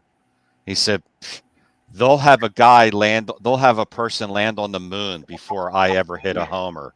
And the first time he hit a homer was the day the man landed on the moon Wow. in What a story. 1969. I read that. I was like, that's messed up. That's awesome. Yeah. I mean, baseball's just got great stories like that. It really does. It was a great question there by Hammer. Will any pitcher in modern day hit a home run now? I'm sure They there don't will even be. bat. What? They don't even bat. They'll pitch Ohtani. it. Otani. Yeah, Well, Ohtani. okay. Other yeah, I guess Ohtani. Other But than that, I don't know who I'm else sure there'll be a would. pitcher that'll pinch it. I know Madison Bumgarner is a really good hitter, and they've used him Yeah. on occasion to pinch hit. It won't happen regularly, but I could see it happening once, twice. Yeah. Because if you pull the DH, you can't replace them or whatever. Right. Right. Isn't there a rule about that? I think so. Mhm. I don't follow the rules. They just keep changing the rules. Yeah. Well, I see you, Ray. You got up. Like, what did you go grab? As you know, I'm in a new set registry. The 100 one now. He's got 300, 100. Ray, we were supposed to be in a support group, I thought. Oh God. I know. I really, Drew. Please get the word out. I need help. We are Another his support rabbit hole group. for him. That's about it. Oh boy. You need to call your sponsor, Ray. I can't stop. Can't stop. Cards Anonymous. Yeah, Instead of a- all right. But yeah, there's a book out there by Joe Posnanski called The Baseball 100. And of course, PSA does a registry on that book. And I don't know how they came to picking the cards, but I like this set because I hate to use the word easier, but it is slightly easier than the 300 set. For example, the Hannes Wagner card. In the 300 it's going to be the T206, but in the baseball 100 it's going to be something different. So things like that. So I picked up one, the 94. This was the easiest one left for me to buy, was the 94 Flair Alex Rodriguez. Yeah, I saw that in your video. That's a beautiful card. Now you had is it only that Alex Rodriguez, or you had a choice of getting another Alex Rodriguez? No, it's just this one. Like for the 300 one. set, they have the SP, which this in a 10 is a lot of money. The Flair in a 10 was under $100. So I was like, yeah, that's right up my alley. So. And why did they choose that particular? I don't know. I was just saying, I don't know. PSA has a set registry department now where there's a group of people in that department voting on certain cards. Whereas before, if you were a PSA member, they would send out emails to all the members and have you vote on certain cards. So you can make a suggestion for a card to be added to the set registry, and then they would send the vote out. And it used to be a lot of fun. I used to get like 3 or 4 emails a year. This card's been presented to us to be added to this set registry, and you would vote for it. So, but they don't do that anymore. Now they have a set registry department, and where they're coming up with these cards, I don't know. But I'm glad, because there's certain cards, like the Eddie Collins in the 300 set is probably the T206. Where on the baseball 100, it's the 33 Galaxy. Not that that's a really cheap card, but it's definitely cheaper than the T206. So. But I did get a 300 card before that, and that's the 52 Pafko. Oh, that's a tough card. Yeah. Card number 1. Yeah. That card has always been an expensive card, even way back when. Yeah. 2? Yeah, 2. Nicely centered, too. Yeah, I was just going to say that, Orlando. It's really nice looking. Yeah. So, card number 1 for the 52 top set. How's the back look? Back's nice. Oh yeah, it's solid. No missing tape or anything. Yeah, really. Yeah, I can't believe it's a 2, but thank you. I said to PSA, thank you for grading this a 2. But what's wrong with it? Like, what do you see that's rounded corners? Just rounded corners. That's it. No creases. No paper loss. Just, the corners are around it. Ray, I think you should give me your password. I'll change it then. You can't get into the registry, and let's go. We're gonna go cold turkey for you, Ray. Yeah, Oh my God, I know. I he's got so much on. You even have the future Hall of Fame also, that mm-hmm. registry. Yeah. And Yeah. that's what you were saying before. PSA used to allow you to pick who you thought would be the future Hall of Famers and stuff like that. You know, Yeah. they've become so crazy. I mean, you heard what the baseball collector had issues. Everybody's having Yeah. issues, customer service issues with PSA, and they just, you know, they've ignored the collector and they Mm-hmm. just do their own thing now. It's crazy. Yeah. I think the reason why they're having issues because they hired a lot of people. I mean, before the pandemic, there was probably 20 graders. Now I think there's a couple hundred. So the quality, yeah, the quantity of work is definitely up, but now the quality of work is probably suffering because they've hired so many people, and there's only so many people that you can train properly when you're hiring. Like I know during the pandemic, they were hiring like probably like 5, 10 new graders every week, and they were probably not having them learn because like back in the day, a grader would learn for months before they would be on their own grading.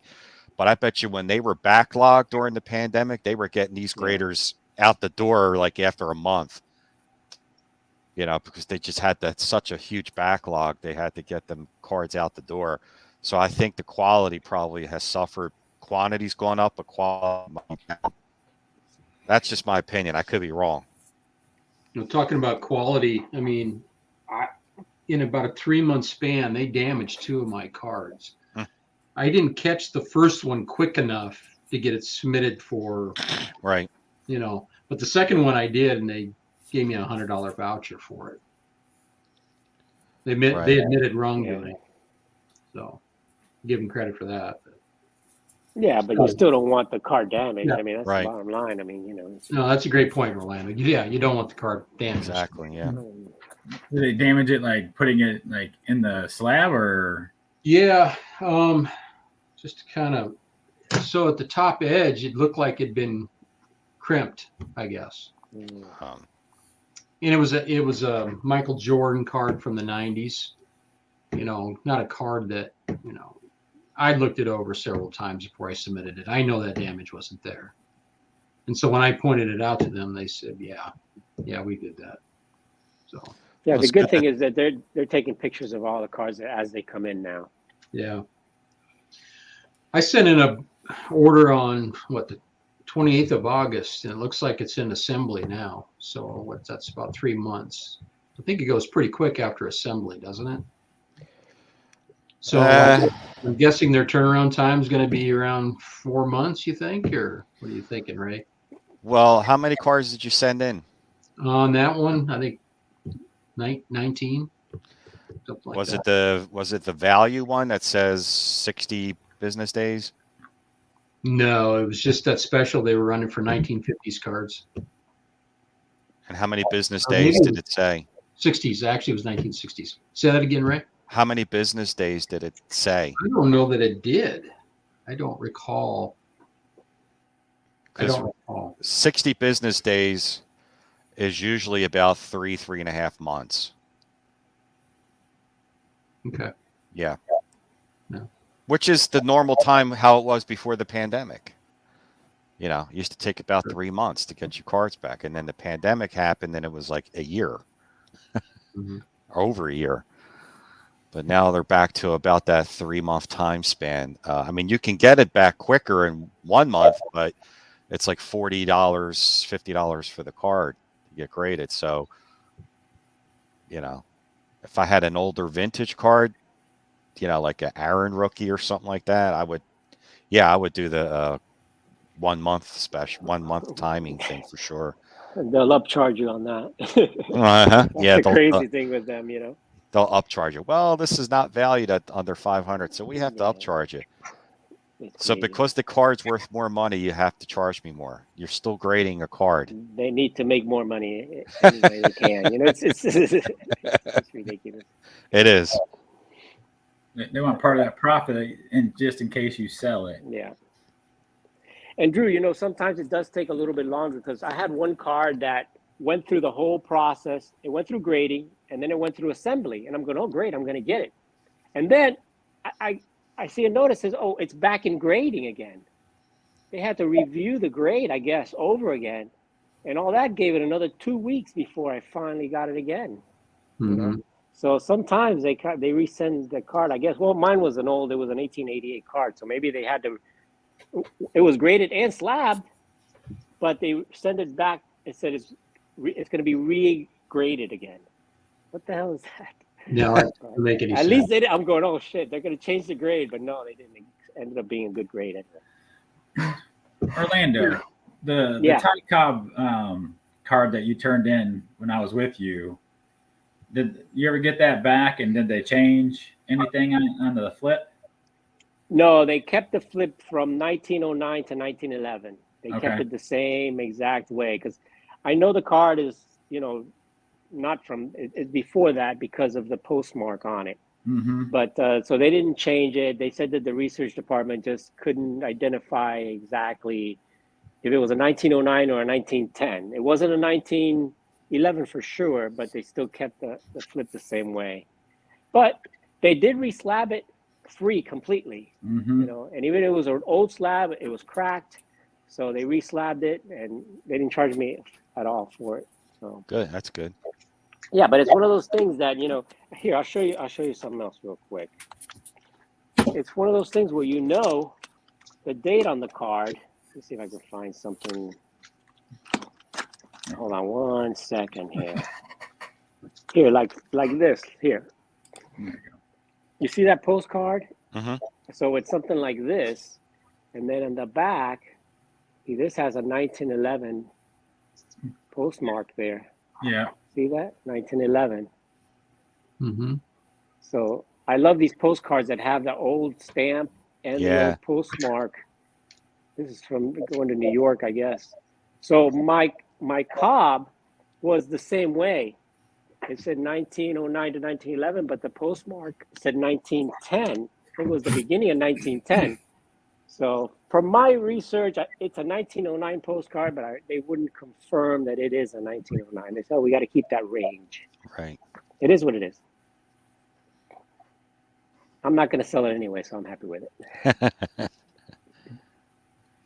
Yeah. Maybe I should have picked up a Cobb too. That it was almost the same image as yours, wasn't it? Yeah. They have that image. It's a Detroit Tigers team picture that they've used for a few years in different postcards. Yeah. Because I know that guy had two different ones, and you could tell like slight variants with like the bat boy and the head and everything too. Yeah, there's a variance, and I think they probably could have researched a little bit more, but figured, hey, they probably said, oh, we're reslabbing this, so it's a free thing. Let's just keep the flip as it is, and yeah. Well, I'm glad Peter came out and had a conversation with you too, because I had a feeling that if he wasn't there, you would have been paying for it. Well, they wanted to charge me for it, and I was okay with it, but then they wanted to charge me shipping because they couldn't combine both of the orders because I turned in some cards before, and then I came back with that one later, and at the end, they didn't charge me for anything, so that was a good thing. And but I like the postcards, even though it's only graded a 1.5 because it's marked on the back. I love it. It's got, I try to find postcards like that because it tells a history, and that Ty Cobb one was mailed from Detroit to New York, and on the back it says on it that Detroit was baseball mad.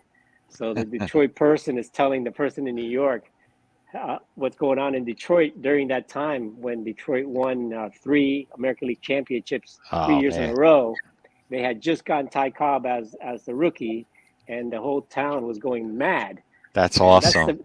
That postcard to me is just one of a kind, and it has the old stamp, a 1 cent stamp on it and stuff like that. So stuff like cool that, stuff. It's just, that has a story with it. So that's awesome. Yeah, that's one of my one of the pieces that I love it because of the story and the history of it. Yeah, But for Dave's gonna sure. pull something out here. Let's see what it is.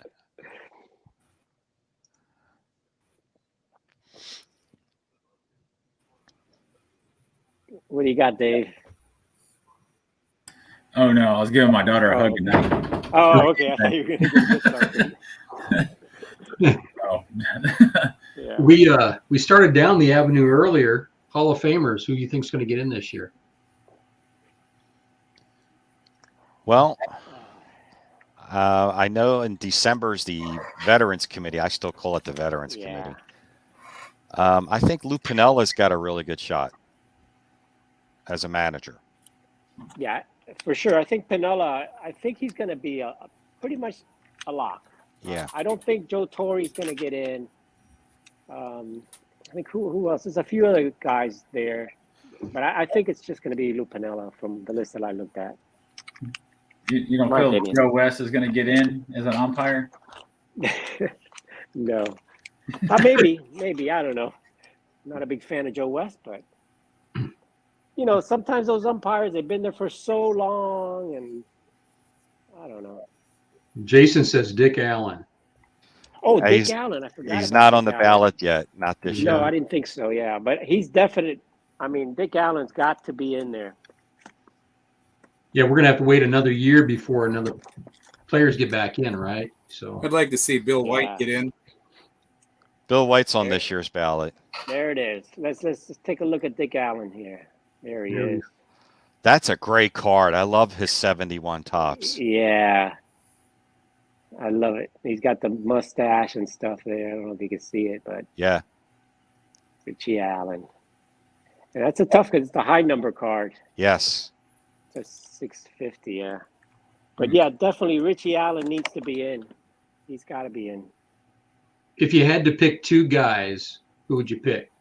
From, say, I'm going to call it the Veterans Committee, but who would you pick? Yeah, two guys that you had to say, okay, these are my two from old school picks. Well, let me see the ballot again. I like the Ken Boyer one. Yeah. That's a good one. I like that. the Tiant. I like the Tiant also. But those two are going to be tough. They're going to be close. For me, I'll tell you, for me, and I do like the Ken Boyer pick, but Tommy John, he had 288 wins. There's nobody pitching now that's going to ever get to 288. I'm waiting for Tommy John. I thought Tommy John would be in by now. He had a solid career. Come on, 288. Who's going to have 300 wins now? No, You're not going to have many players. They're not going to have it. I think he needs to be in. He went through that. Risking his entire career with that surgery that never been done before. I don't think he's on the ballot, though, is he? Not this year, no. No. I have the He's been ballot on. now. No, this is hypothetical, Stu. In a year or two, if you had to pick two guys, who would you pick? Read the ballot there, Ray. Yeah. Oh, This year's ballot is it's managers, executives, umpires. So Yeah. here's the list: Cito Gaston, No. Davey Johnson, Jim Leyland, umpire Ed Montague, executive Hank Peters, manager Lou Pinella, umpire Joe West, and executive Bill White. If I had to pick two, really I would like to pick three. And that would be, for me, Lou Pinella, Bill White, and Jim Leyland. Yeah, I think that Jim Leyland would be a second pick as manager because, well, my Marlins he won, but he also won with the Pirates. So I think a World Series for him, two different teams, and he took two teams that were not expected. I mean, who expected the Marlins with the ragtag team he put together there? Yeah, but I think Jim Leyland definitely, Lou Pinella for sure. And Bill White, I mean, he's been an executive and he was president, I guess, National League, a National League president for a long time and also a player. Yeah. And again, he came in, during the Jackie National Robinson League days, back in those days and stuff, I think Bill White's a good choice too. Yeah, No I've been umpires. looking for his rookie card, and man, I have not seen a centered Bill White rookie in years. They're out there like in decent, 5s and 6s Yeah. and 7s, but they're like not only all centered, they're way off centered. They're like 80, 20, What years is rookie? 58. Okay, because I got his 59 here somewhere. But Maybe yeah, skim it. 58. What do you think about Bobby Grich? Well, Hmm. I picked him. I do this thing called the I Call like to to the see Hall. Bobby Cito Grich. Gaston. I've watched that, Ray. I've watched your series on that. Yeah. And I have Bobby Grich, on my list that should be in. I like Bobby Grich. Actually, Bill White's Yeah. rookie's 59. I'm sorry, 59. 59. Okay, yeah. Yeah. I've got It's a that. yellow background Yellow card. background. See if I can pull that. And yeah, I have done 21 episodes. I was going to do one tonight. I'm going to do it tomorrow of another Call to the Hall of another rookie card. But yeah, Bobby Grich is on my list that he should be in. I kind of felt like he was probably, for that period of time, one of the top 2 second basemen. Oh yeah. Yeah. For Yeah, he was. a few years, that was the guy. Yeah, I don't remember him with the Orioles when he got started. I followed him when he was with the California Angels, and he was one of my favorite players in the late 70s, early. There it is. That's a pretty nicely centered one. Yeah, it's a That's nice a pretty one. nicely centered one. Yeah. Yeah. Send that in, Orlando. Send that in. I'm going to go ahead and put this with the list that I'm going to send in now. Yes. Yeah, that's a nice one. Because I think he deserves to be in the Hall of Fame. I mean, Yeah. he's a first African American president, and he was a great announcer with the Yankees, and he was a good player too. He was a good player. He was a good player. All right. Here you go, Ray. Bobby Grich. Yeah. Yep. Oh. Look at that. Yeah, Ray, this card definitely is nicely centered. On your note, Go ahead. the first African American. That's the nicest centered. Cito adding it to Gaston my was the pile. first African American manager to win the World Series. Cito Gaston. Yeah. Yeah. But I then with Cito like him, Gaston- Scott, but I think Yeah. the other guys have done a little bit more right now, and I think down the road, yeah, Gaston will get in. But they don't pick that many. They're not even going to pick 3. I bet you they'll pick 2. And if I had Maybe to choose one. the 2, yeah, it might even 1. And if they pick 2, I would say they'll probably do. Lou Piniella is definitely 1, and the other one between Bill White and Leyland, my opinion. it's probably Leyland. Yeah. And then next time around, Bill White. But Yeah. Orlando, that is the nicest centered Bill White rookie I've ever seen. I'm telling you, I can't find a centered one. I'm telling you. I've got the 59 set. That's why I was looking through there. And I really hadn't even looked at that Bill White. I mean, I know I've got it in there and I put it in the That's a top loader. nice I really one, man. Never Yeah, that's considered grading it. And now I pulled it out. I look at it and damn, it is centered. that's the nice one. That's a 6 or 7, man. I'm going to definitely send that in. You see what Definitely. happened there? Ray's an influencer. Yeah, that's right, Ray. Another $15 set. But the Bobby Grich is in that. There's so many rookies in that 71 set. Like I've done, like the one video I was going to do tonight was a 71 rookie, and I've done, Grich and Ted Simmons is in there and Blyleven, and I think I've done other episodes from other rookies from that same set.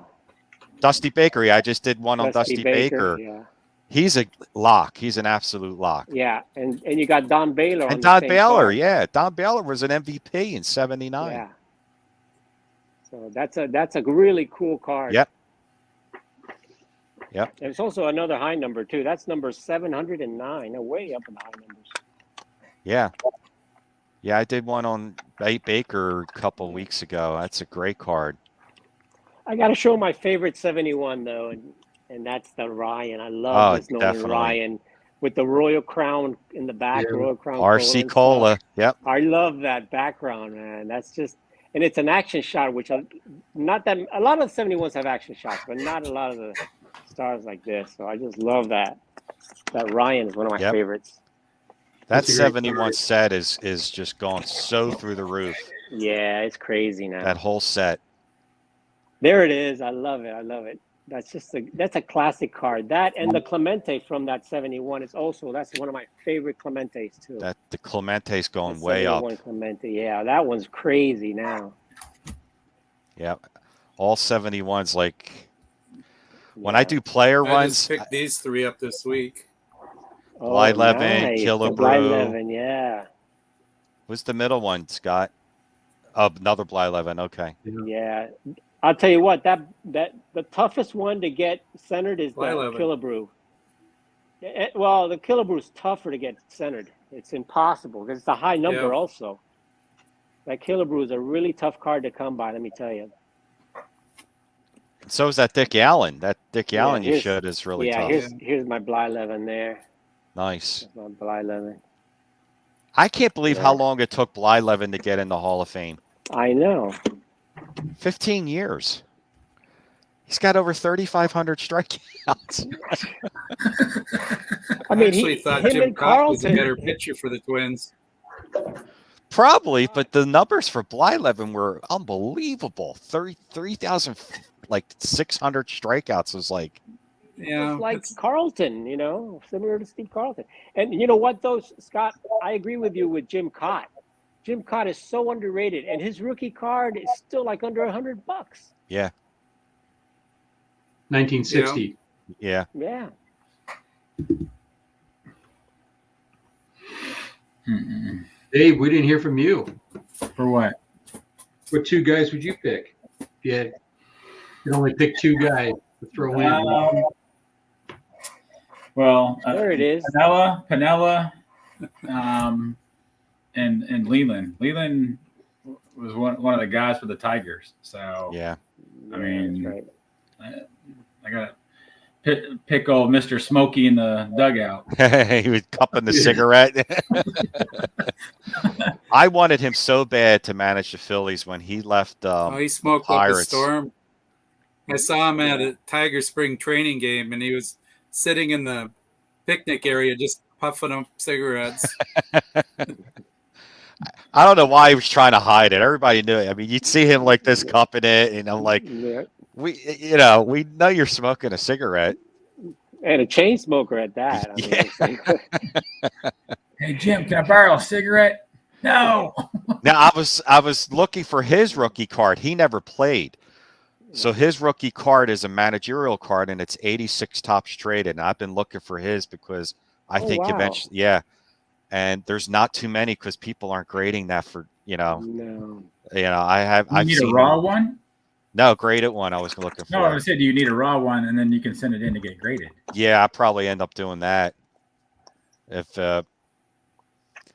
I'm looking at the 86 tops traded because I pulled some of my 86 tops traded because I've got the Tiffany set. So I pulled I got some graded, and then these are the other. What Tiffany's about the that new I guys have. eligible for the vote? But I'm gonna look through my 86 tops Tiffany traded set. So you say that the Leland is in there, yeah, 86 tops traded, Jim Leland. and I've got the Tiffany version of that. Who's he? Who's he with in that one? Pirates. He was a manager. Yeah, Let's see. I'll look that card up there. I got that for sure. I'm looking. Hold on. Yeah. I'm in the binder. Oh, you got it there. Yeah, I've just got a few of them there. I don't have them all with me. Think Beltree is a sure shot for the Hall this year? For the BBWAA, that's in January. I think Todd Helton's a sure thing. Yeah. Yeah. I think Beltran's a sure thing. Yeah. And I think since this could be, I think this is his 9th or maybe 10th year, Billy Wagner should get some. No, this is his 9th year, so it'll be next year. I don't think he'll get in this year. He should get in, Wagner, but I think it's Gary Sheffield's 10th year. Sheffield's 10th year. Yeah, he's getting hosed. Yeah, I hope Sheffield could get in. I mean, he's got 500 home runs, 507 home runs. over 300 lifetime batting average. I mean, come on, Sheffield World think Series Helton will get in. champion. Yeah, Helton. I think Helton and Beltran. Oh, and you know who else too, Scott? And this is his first year is Adrian Beltre. Yeah. That's another one. Yeah. That's Could be. 3,000 hits and almost Yeah. 500 homers. Yeah, they almost have to bump Gary Sheffield this year. Otherwise, I don't know what Yeah, he's happens. getting. I agree with Ray. He's Yeah, getting screwed Beltry. What somehow, about some way. Utley and Maurer? The I don't first know year about guys, Utley. the first year guys this year are Beltray, Joe Mauer, Chase Utley. Those are the big three Okay. first year guys. Beltray for sure this year. I think Right. Utley could be like Scott Rowland, like Yeah. 7 years, 6, 7 years. Sabermetric wise, Chase Utley's doing great. Traditional stats wise, not really. But the Hall of Fame is starting to look more now at sabermetrics, and he bodes well, really well, compared to all-time second baseman when it comes to sabermetrics like OPS and WAR and all this other stuff that I don't really follow that much. But I think Utley will eventually in a few years from now, but Beltray for sure this year, definitely. You'll have Beltran and Beltray Yeah. and Todd Helton and Lou Piniella and the veterans. Those are my How four. about Maurer? Maurer, I think will get in, but not this year. Eventually, Mauer will get in. He's a great Yeah. player, but I think it's going to be a while. Yeah. There's a few ahead of him here. He Who just did he didn't, play for, Stu? he played for some team up north, didn't he, Scott? He got Was he up there somewhere? Was he in Wisconsin? he had What was 3 that? batting titles. He 3 has the batting highest titles batting is average great. of any catcher as Yep. a catcher. Yep. And Florida State the quarterback. concussion is what took him out from behind the plate. There it is. There's a Leland right there. Yeah. There's the Yeah. book. Dave. Well, that's He a was Hall the of Fame hat Minnesota right baseball player of the year, football player of the year. there. Yeah. Put that in a top loader, Dave. That's right. Let's see that Hall of Fame hat that he's got there, that pillbox. That's the pillbox hat. That's from the. Look at that thing. Yeah, I didn't even realize that. That's the pillbox hat. Yeah, look at that thing. Nice. Love it. Hey, Dave, that's man, you also should nicely submit that. said. That's Show at that least a again, 9. Dave. I think he had a cigarette behind his ear. Yeah. Dave, I'll tell you what to do with that. Submit that, get it graded, sell it to Ray. Rolled up in his he had a pack rolled up in his sleeve. Yeah, he did. Well, let me see if I have a double of this, and then might work out a thing with Ray. Okay. Sounds good. Yeah, You but know- I think that's could happen. Jaden Leyland this year. I mean, he was great. He was great. He was great. He had the Dave, Fleer the set players too. loved him. Good question. I don't know. It can't be hard to find an 86 traded set, right? It can't be too hard to find one of those. I think I actually have the traded set. Yeah, you could find it. I know The Barry Tiffany's a Bonds tougher is in one, there. Barry Mhm. Bonds, Bo Jackson, rookies in Jackson. there. You got the Canseco. Canseco in there. Seiko. Yeah. Yeah. Is Will Clark Bo in there? Jackson, I think, Will in that. Clark rookie is in there too, and the other guys are Bo Jackson. Bo Jackson. Bo yeah. Jackson is in there, Yep. and then you have you got Bobby Bonilla, Yeah. Wally Joyner, John Kruk. Kruk, yeah, and Kevin Mitchell, Oh yeah, Kevin Mitchell. and Andres Galarraga. That's another good rookie, That's Galarraga. another That good rookie he there, had too, some yeah. really good numbers. He really did, yeah. And there's the Jackson right up there. Yeah. That's a good card, Bo Yeah, Jackson. that's a great card, yeah. Guys, I'm gonna have to get going. All right. Okay. Yep. I'll catch you later. Well, I'm gonna be in the chat, so I'll listen to you in the chat. All right. All right. See All you right, later. Dave. Thanks, my friend. See you, Orlando. Thanks, guys. Appreciate it. Yep. Hey Matt's in chat now. Well, I don't know if he went to a concert tonight, so I don't know how much he's watching. Well, if he had a few to drink, we should get him on here. That'd be funny. Yeah. But as far as Leyland, yeah, I know Gary Bing Scott told me that he has the 86 top straight, but I didn't even bother to think about the other companies like Fleer or Donruss. I don't think so. He would have told me probably just the top straight it. Yeah, I don't think so. Well, let's see. I wish he had a player card, you know, but there is Hall of Fame managers out there that don't have player cards, like Earl Weaver.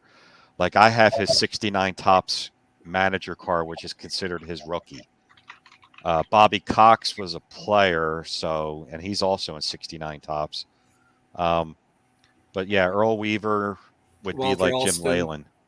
Austin's 56 tops is his first managerial card. Ray, you can get Jim's card in here. I'm looking right now. $2. You know, $1.50. You know, Raw? raw. Yeah. $1 with 87 cents shipping. Ray's getting right on eBay right now. Absolutely. I mean, there's even an autographed one on here for $40.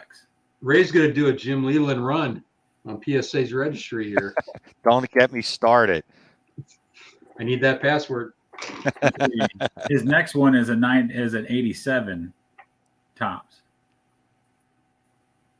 Yep. Yeah, he's got a something 9. I don't know what company this is. ISA grading 9. $200. No, I don't see that one. Yeah. Maybe, He's there. maybe you There's should a go after Beckett. the Tiffany. Yeah, Tiffany would be cool too. He's got a lot of Beckett ones slabbed. Let's see. Does he have one? I don't see any PSAs. No, I just see tops traded. Jason found one for 2.5. He's willing to sell for 5. He's a broker.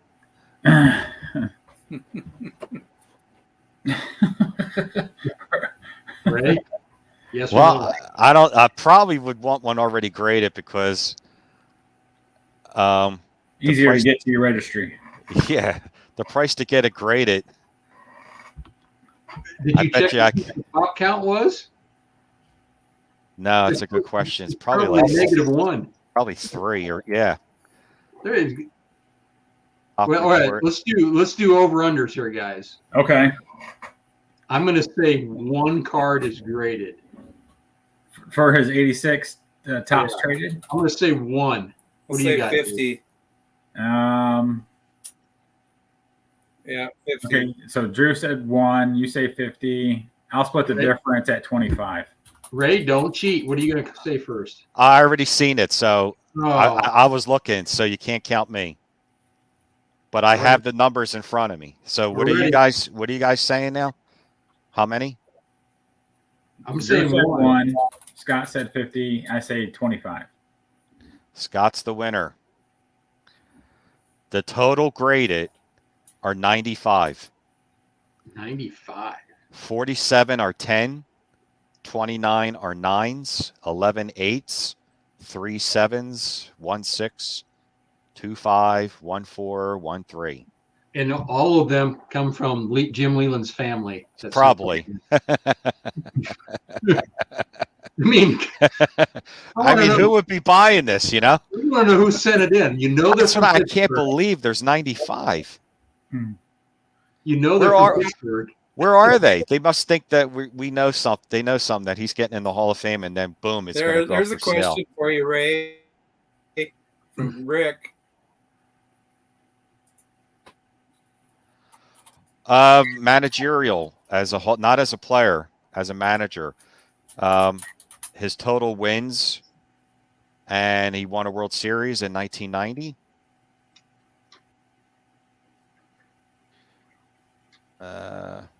All MLB all-time wins.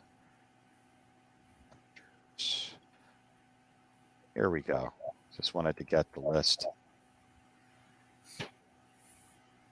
So Lou Piniella has 1835 wins. Every manager that has 2,000 or more is in the Hall of Fame with the exception of 2, Dusty Baker and Bruce Bochy. Baker just retired, Bochy's still managing. And then there's guys below 2,000 that are in, like Tommy Lasorda has 1599. Pinella has 1895. Lasorda has won 2 World Series. Pinella has won. He's won 1 with the 1990 Reds. How many has Gaston won? Cito Gaston's wins, total wins. No, World Series wins. I think he's got 2 with the Blue Jays. Yeah. I don't see him on the total wins And he's the list here. first Not African even American manager to win too. right. I mean, just So to that kind might of, give him a boost. yeah. Jim Leyland has 1769 with 3 pennants and 1 World Series. Terry Francona, 1950. I thought Francona was going to get to 2000, but he retired this year. But 50 wins short of that is really close. Casey Stengel, 1905. Gene Mauch, 1907. Bill McKechnie, 1896. Pinella, 1835. Then there's a lot of guys below Pinella that are in, like Fred Clark, Tommy Lasorda, Dick Williams, Earl Weaver, Miller Huggins, Whitey Herzog. Whitey Herzog has 1281. 1 World Series. Pinella's record's way better. We lost Stoop. Yeah. So Rick's saying 1 World Series is not enough. You could be right. You might be right.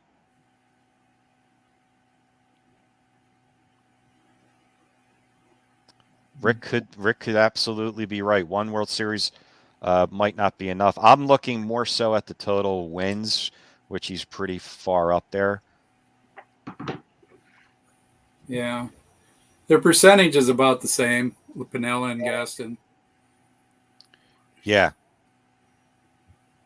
I mean, let's see. Dusty Baker has 1. Bruce Bochy has 4. Francona has 2. I bought Francona's He's rookie not a couple done. years ago. He retired this year. Francona. Yeah. Yeah. Why, you think Francona is going to come out of retirement? Scott? I remember. Is he? I don't know. I don't think so. I don't think so. Unless he coaches Texas A&M in football. Right. I picked up Francona's rookie That's a a lot couple of years money. ago. 82 tops Terry Francona. Hey, Hugo. Hugo's here. Mike Scioscia has 1650 wins, 1 World Series.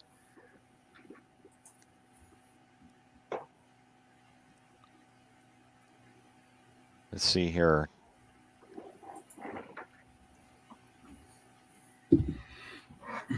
Here you go, Scott. Tom Kelly. Didn't he win 2 World Series with the Twins? Yep. Tom Kelly? Yeah.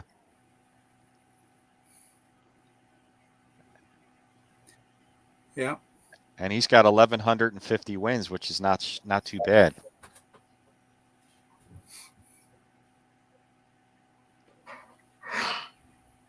So we'll see.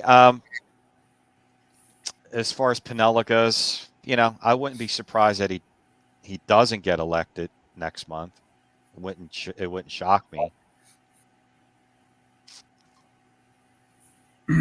How long has he been on the ballot? I think this is it's could get definitely in. at least his second time. Any of them guys could get in. We don't know what goes on behind closed doors. True. Very true. I think this is his second time on the Veterans Committee, maybe his third. And the last time he was on the ballot, he got 11 votes. He was 1 short. And usually history has shown that when a player gets within 1 vote short, with the exception of Dick Allen, because he got within 1 vote short twice. But usually when you get within 1 vote short, the next time you're on, your chances are pretty good to get in. So with the exception, of course, of Dick Allen. But That's crazy. All right, so let's see. And then Jim Leland, this is what for him. I'm going to think this was his first. Okay. So he's not a first-time ballot, I wouldn't say. Right.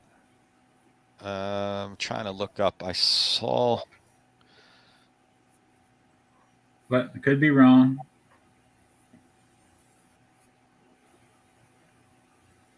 Yeah.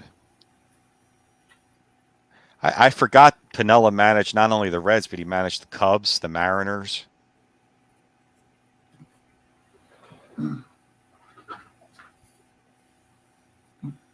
Yeah. So yeah, he managed. He did Yankees. well wherever he went.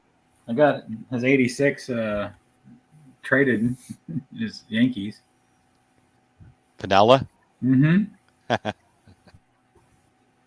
Yep.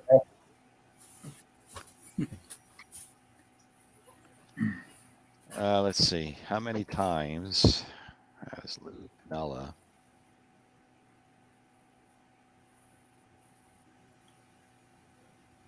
Ray, you should have done this research before we got on tonight. I know. Piniella has been on the Veterans Committee ballot twice and came within one vote in 2018. So this would be his third. Okay. And I think the first time he got 7. You need 12 votes to get in.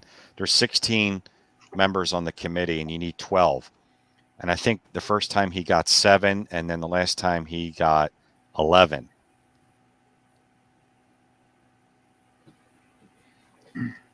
Well, then We'll maybe see. The odds are in his favor. Yeah, that was the reason why I was saying I think he'll get in, is because he's trending that way. But like I said, Dick Allen was too, and he still got stopped 1 vote short. So you never know. Okay. And who else was on that? Ballot this year? Yeah.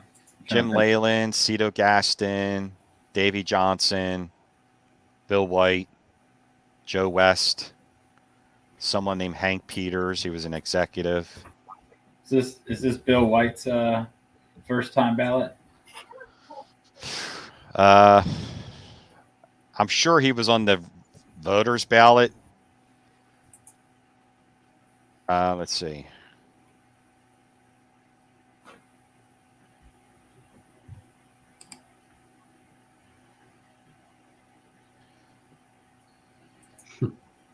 That's so true. I remember him with Seattle. He's always picking up bases and throwing bases and kicking dirt on the umpire. Entertainment, I guess. Yeah. Bill White was on the BBWAA ballot 3 times, 75, 76, and 77. And as far as the Veterans Committee, I don't know how many times he was on the Veterans Committee ballot, if he has even been on a Veterans Committee ballot. Oh, guess we're just gonna have to wait and see. Yeah, I think Bill White has a pretty good chance.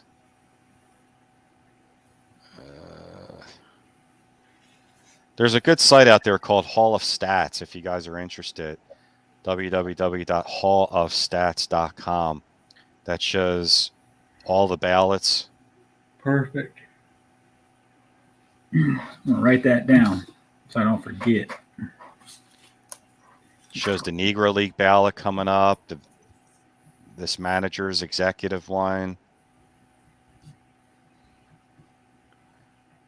Let's see here. This one's called the Contemporary Era, Baseball Managers and Executives. And then next year is the Classic era. Yep. The classic era. Hmm. It's the player. It's the if you played from 1980 and before. Yeah, that one's going to have a lot of Negro League players like John Beckwith, Dick Redding, Grant Johnson, George Scales, and other candidates will be Louis Tiant, Bobby Grich, Ken Boyer, Dick Allen, Sherry McGee, Bobby Bonds, Bill Dolan, Greg Nettles, Reggie Smith. Is Tommy John on that list? Tommy John is on that list. Are you Gene finding Tennis, all this on that Hall of Stats. What Okay. about Beta? What about Beta Pinson? I always thought I love Veda Pinson. He definitely should be in there. I thought he was a pretty quality player. Yep. I think let's see if he's on the next year's. And he went to high school with Frank Robinson and Kurt Flood. Almost 3,000 hits. That's like 2,800 hits or something. He had a couple monster years. He did, Let me go in order here. Bill Dolan, Bobby Grich, Rick Russell, Jack Glasscock, Louis Tiant, Greg Nettles, Reggie Smith, Sal Bando, Ken Boyer, Dick Allen, Sherry McGee, Bobby Bonds, Jimmy Wynn, Darrell Evans, Tommy John, Gene Tennis, Willie Davis, Cesar Cedeno, Thurman Munson, Ron Say, Jerry Kuzman, Frank Tanana, Burt Campaneris, Freddie Lynn, Bill Freehan. Bill Freehan should be in. Veda Pinson, he's on this ballot too next year. Good. Did you say Lou Whitaker? Or is he not for that list? Good question. Where is Lou Whitaker? Because it seems like Lou Whitaker, I don't know. That's another one. He's getting hosed too. He's definitely getting hosed. Yeah, I think he was a rookie in '78, so he may not fit. Maybe he's in the next era, which might be a little more modern. Let's see. Yeah, maybe you're right. Contemporary baseball era for 26 is Gary Sheffield, because they're assuming he's going to be on that. Jeff Kent, Kenny Rogers, Garcia Parra, Delgado,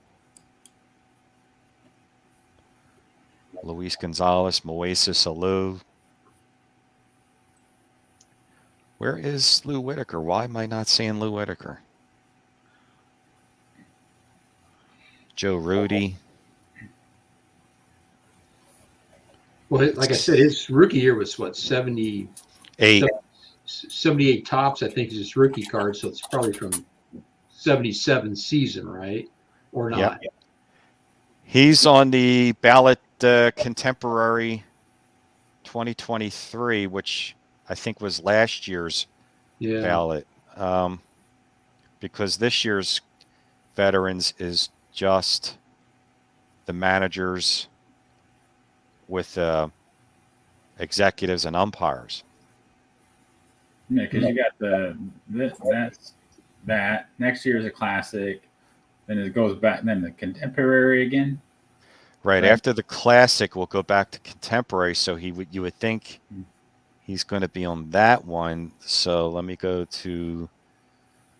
So the next one they have is in 26, and that is classic again. Hmm. And what did we say? He was contemporary? Yeah. Looks like we're getting a push for Al Oliver over here in the chat. Yeah, he was on one of my episodes for Call to the Hall was Al Oliver. Contemporary. They don't have him on that. I don't know when's the next time Lou Whitaker's getting on. It's a really good question. I was going to mention earlier, I forgot to tell you, since, Drew mentioned his thing with Eddie Watt. Drew and I were talking the other day, and he kind of forced my hand. In other words, I annoyed him so much. Go ahead. I finally did it. I called Bobby Richardson and talked to him, and we're going to do lunch after Thanksgiving, the first week of December. Good. Yeah. Bobby Richardson, Yeah. All New right. York Yankee Bobby Richardson, Yep. 1960 World Series MVP. Yeah. Good. I'm glad you did that, Dave. That's Yeah. cool. Yeah. So we're gonna do lunch, and I'm gonna see if he wants to start doing some videos and telling his story. You know, his point of view of That'd be great. of that. Like I want to get it on video of him like talking about the '61 season. And then 56 watching Don Larson. Throw that perfect game. So When's his rookie card? I think is 57. 55. Ask him about Huh? What'd you say, Scott? should ask him about Bob Turley reading pictures. All right. They say that Bob Turley, because of Bob Turley being able to tell what pitchers were going to throw, Mickey Mantle had 50 extra home runs. Might have to keep that in check there. Might have to remember that. Dave, did he agree to allow you to video it then, or No, I haven't talked to him about it yet. When I do lunch, I'm going to ask him. okay? Yeah, we were only on the phone for a short bit. He said that, he just got back from having lunch with his duck hunting buddies and everything. So he was like, Thanksgiving's coming up. So he's like, how about we just wait until the first week of December and then we can just meet up. I'm like, sounds like a plan to me. Yep, that's Absolutely. That's awesome.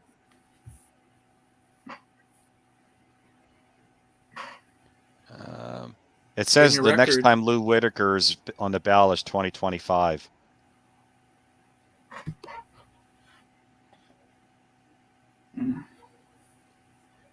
Man, that's a while. great.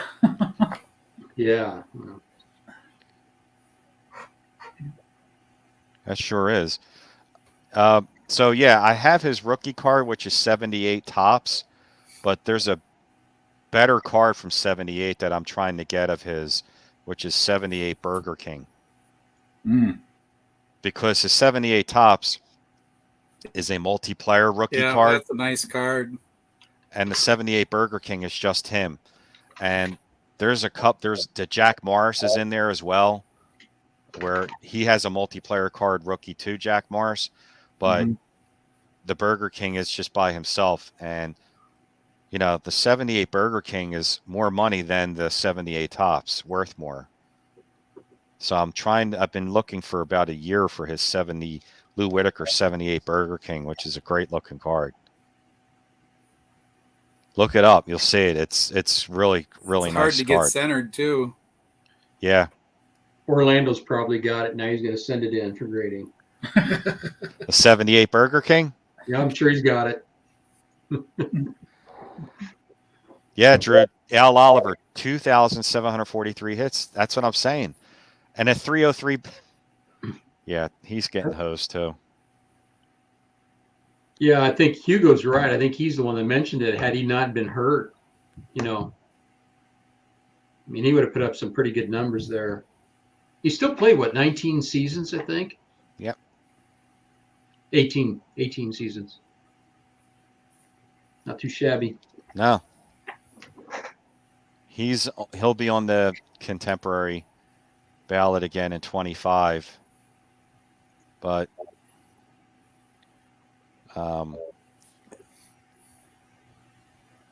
that one, like I said, the names that stick in on that ballot is Bobby Grich, Louis Tiant, and Dick Allen. But I really love Ken Boyer too. I did an episode on Ken Boyer because I think he should get in as well. I do too. I agree with you there. See that Orlando, he's got it already. Oh, he's got the Burger King. Yeah. Yeah. See? Orlando, deliver and invite Ray down to your house. Yeah, Orlando, send the 78 Lou Whitaker and Jack Morris, especially to Lou Whitaker.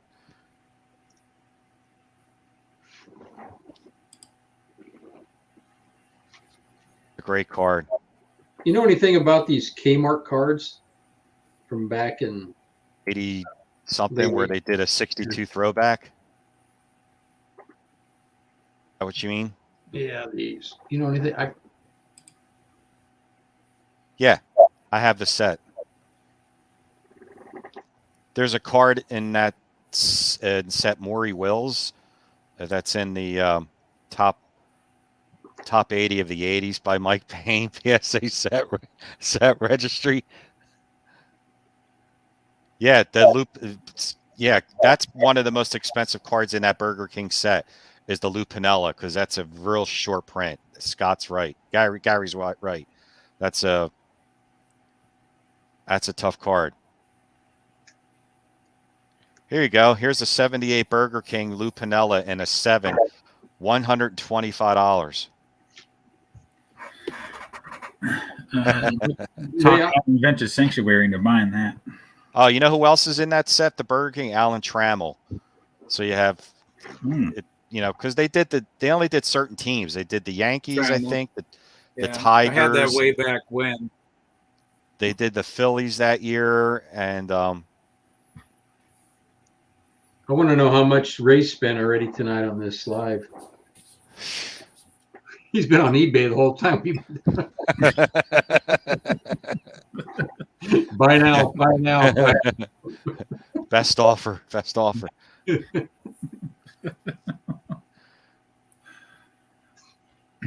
Man, it's tough to get centered. Even the 7s are like off centered. So 78 Burger King. Okay. 78 Burger King Lou Whitaker. Yeah, there's a player from the set's probably $100 or so. Raw. Yeah. It's one of those expensive. Yeah, it's an expensive set for a Burger King set. That is. Mm-hmm. And they only did a few teams. I can't remember. I'm drawing a blank. I think it was just the Tigers, the Phillies, might have been the Astros, and the Yankees. I think the Yankees are definitely one of those teams. They only did like 4 teams. And they did it a couple years. I think 79, 80, and maybe even 81 there's Burger King sets. And they go for a decent premium, those Burger King sets. And if you ever get a cello box of them, they came in. Yeah, they came in just a generic white box full of cello packs that they gave out.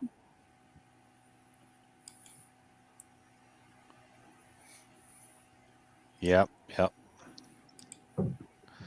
Well, I put that on my save search now, the 78 Burger King Lou Whitaker. So, Drew, no, I didn't buy it. I just put it on my save search. Okay. All right, all right, Ray. How many cards do you have in your my saved? Let's see. Save searches. 4, 8, 12, 16, 24, 28, 32, 36, 44, probably about 60. Okay. It's actually not as bad as I thought. Are they Hall of Famers or future Hall of Famers? Yes. Yes, both. 58 tops Kurt Flood's on my list because I think he should be in the Hall of Fame. Yeah, so, 79 Burger King is the Yankees. Yeah.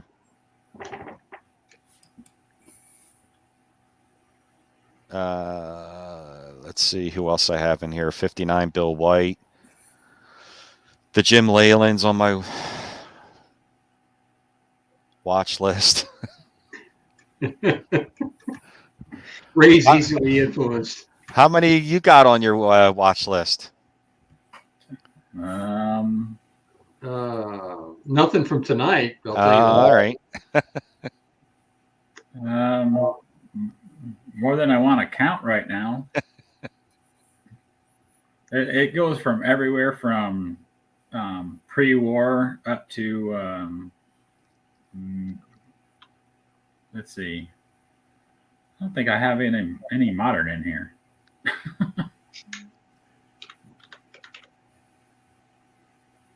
Yeah, Yeah. I actually don't have anything on I my made a watch big list. buy this week, so I took all of them off. All right, I have one modern in here. That's it. I have a decent amount of modern, and they're like guys who I think could get in the Hall of Fame. Like, I just put on my watch list Garrett Cole. His numbers are pretty good. He's closing. He's going to have over 200 wins, over 3,000 strikeouts.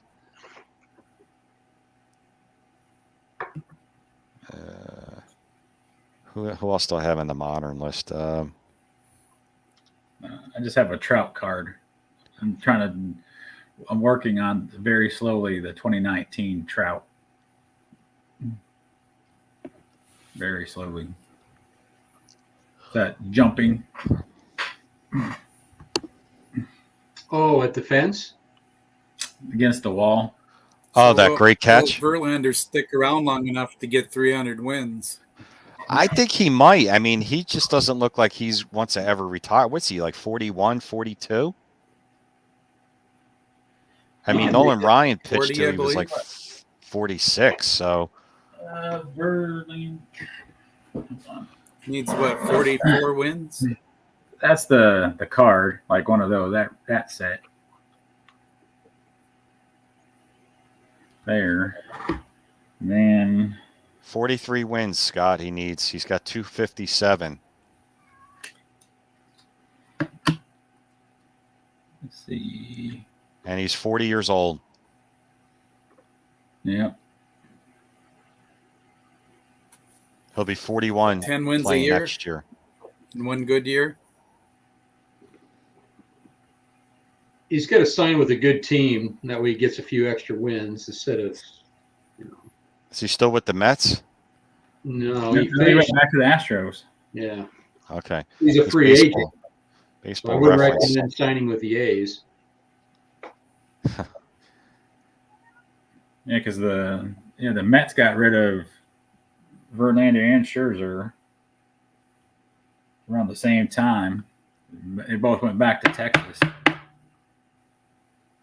Well, Verlander won 13 games this year at 40 years old. It's pretty good. Yeah, I mean, It's pretty like good. Scott says, 10 wins a year for 4 years. He's got 300 wins, and he'll be 45, which he's in great shape. You know, Yeah. barring injury. In today's game, you get 10, 13 wins, you're doing pretty good. Yeah. Isn't that something? 13 wins is now great. Yeah. So How many- Combined now with other pitchers. How many 20-win seasons each year that I would see growing up? I'd see 7 or 8 pitchers have 20 wins easily. 15, 20 complete games. Easily. Yeah, now if the guy gets like 5, he's a workhorse. No, if a team gets 5, Right.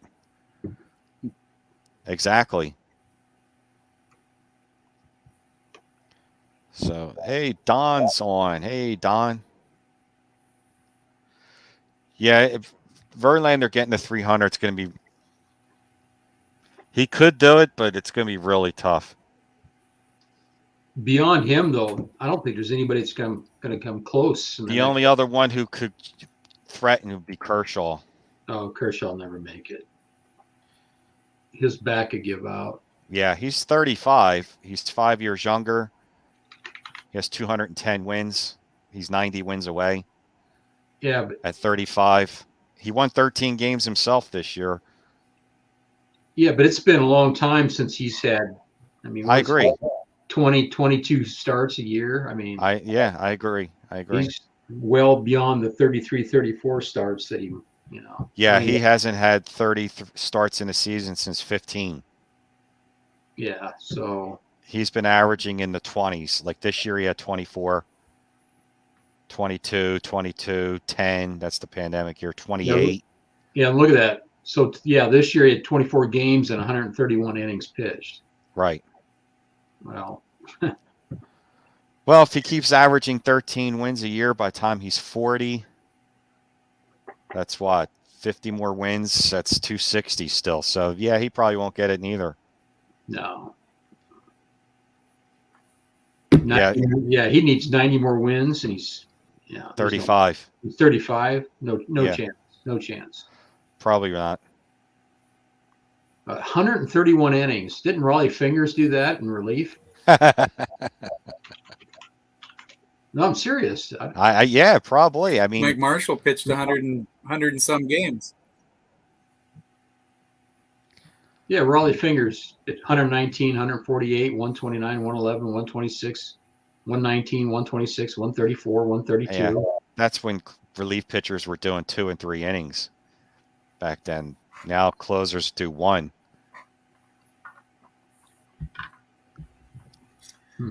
Yeah, I don't. There's nobody. I mean, I was just looking at some pitchers today. Like I said, Garrett Cole, 145 wins. He's 32 years old. I could see him definitely getting to 200. So we're looking at what, the 200's now the new 300, 250 maybe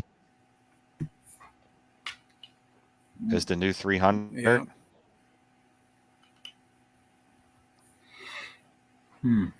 I mean, you Kershaw got might be to the at last least have 250 guy. you got to get at least 250. I mean, I understand that they're not going to get to 300 not because they're terrible, but because that's just how the game is today. They're not pitching 8-9 innings anymore. They're pitching 6. So they're losing chances of getting wins, and the bullpen guys are getting more wins.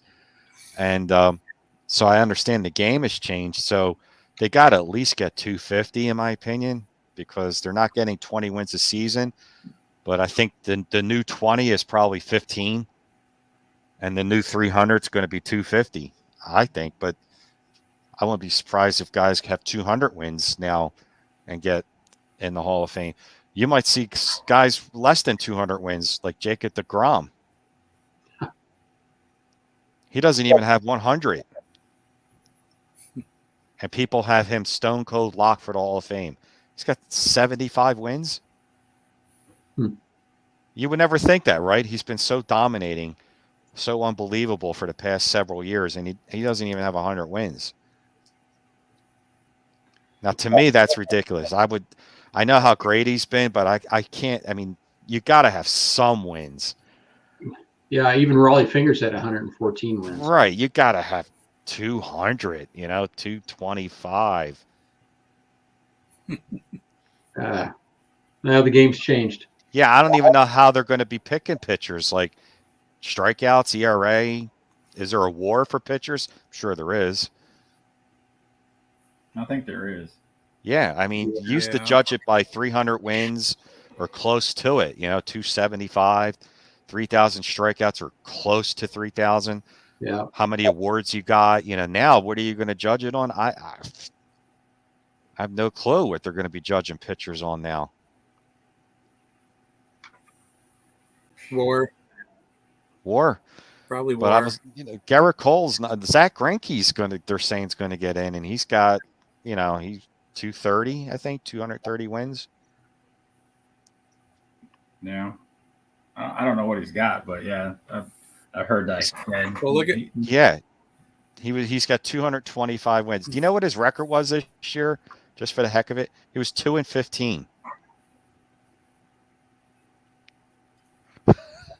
2 wins and 15 losses. Wow. 225 wins total.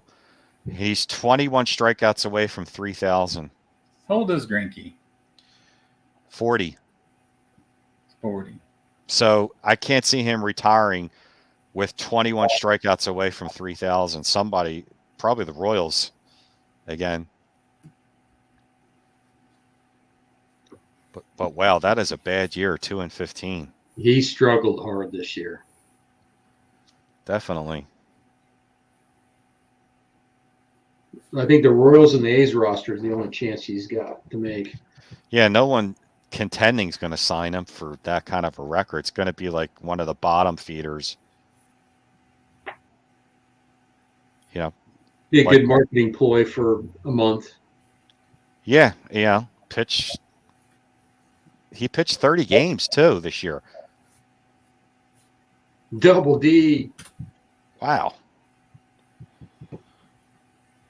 But yeah, check out Garrett Cole's numbers, man. He's for today's modern pitcher, 145 wins, 2,152 strikeouts, and he's 32.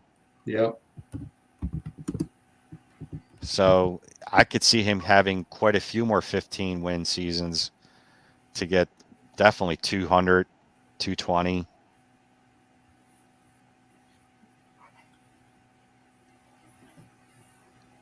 Underrated pitcher. You know what one crazy stat is? Not a, you ever look at Joe Carter's stats? Got really He's good got numbers. like 29 WAR, but he had 10 years in a row of 100 RBIs. Yep. And doesn't he have a lot of years in a row of 30 homers? Or 10 total years of 100 RBIs. 396 Yeah, homers. 300 homers, but his WAR is like 29. 19.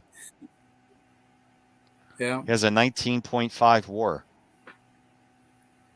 But Is that- his 396 WAR is homers 19? is 19.5. Okay. But he's got 396 homers. 1, 2, 3. And Mantle 4, only had 100 RBIs 4 times. 4? Yeah. But his WAR is way up there. Oh yeah, Because he had a definitely. lot more walks. Walks really raise your WAR.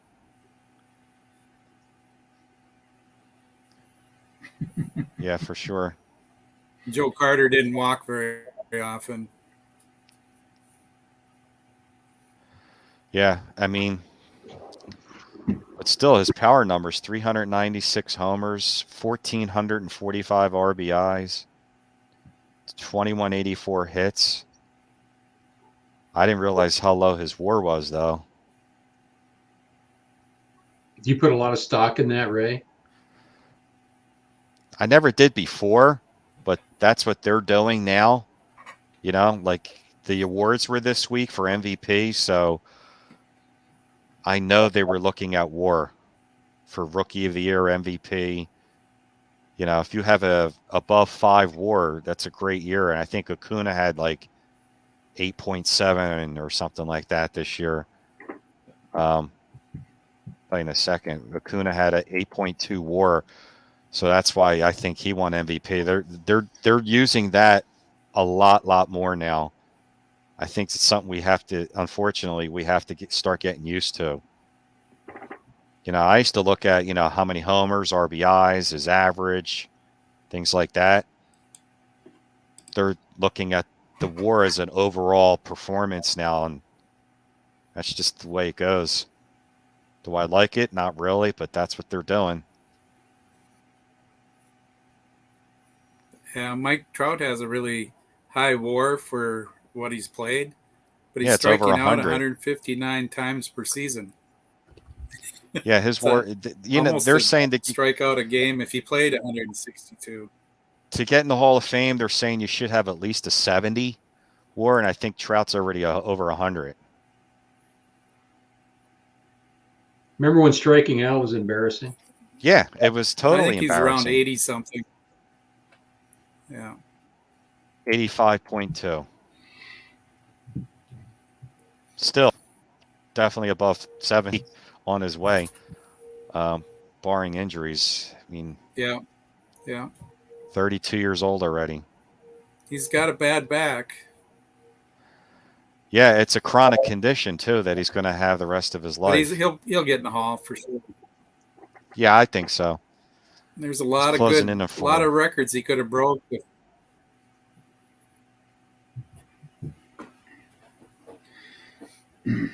Mm-hmm. Yeah, he would have. I could have seen him gotten like 600 homers, 3,500 hits, those kind of like Albert Pujols type numbers. Where's he at right now? Like what's his Yeah. numbers? He's got See if he 368 comes. homers, 301 career average, 940 RBIs, 1,624 hits. So, 368 homers.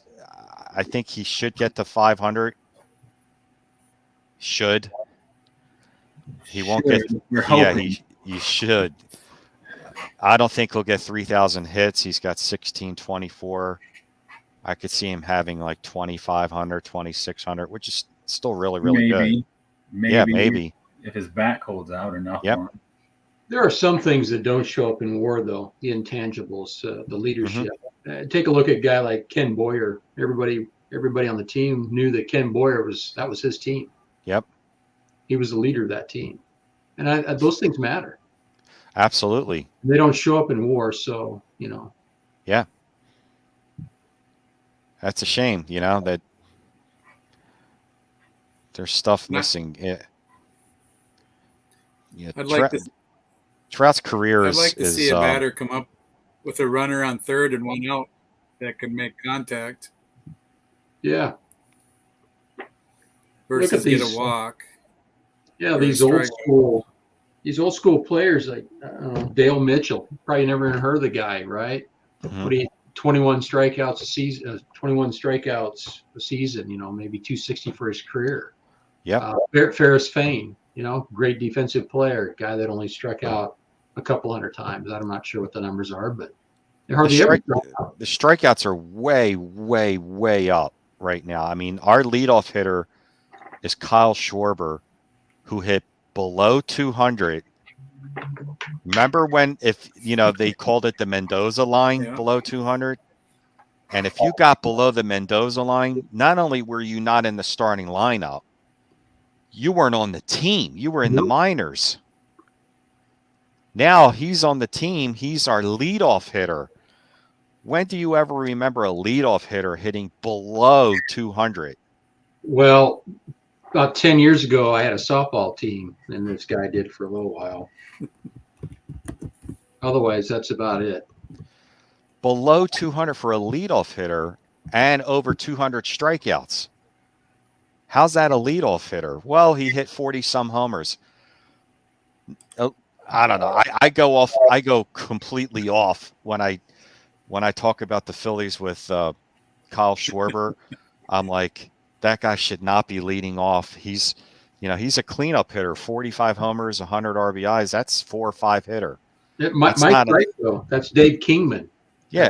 That's Dave, me and my brother compare Schwarber to Kingman all the time. Yeah. But guess what? Kingman was better. And we made fun of Kingman. Kingman was lousy. Kingman would at least hit 240. Yeah, Schwarber's hitting 180. 190. Dave Kingman. Oh my God. I get my brother and I talk about this all the time. When we see Schwarber up, we're like, oh my God, this is like watching Dave Kingman. Dave Kingman was, one of the worst players in the league. He would hit 45 homers, 110 RBIs, but hit 240, couldn't play the outfield worth a squat, had no arm, was horrible. And now our leadoff hitter is got worse numbers than that. 200 strikeouts, 180 average, but he hits 47 bombs. Ray's blood pressure just went up. It definitely did. Buy a card. 180 for a leadoff hitter. Do you remember when leadoff hitters would hit 300? Your leadoff hitter would be your best contact hitter. Yeah.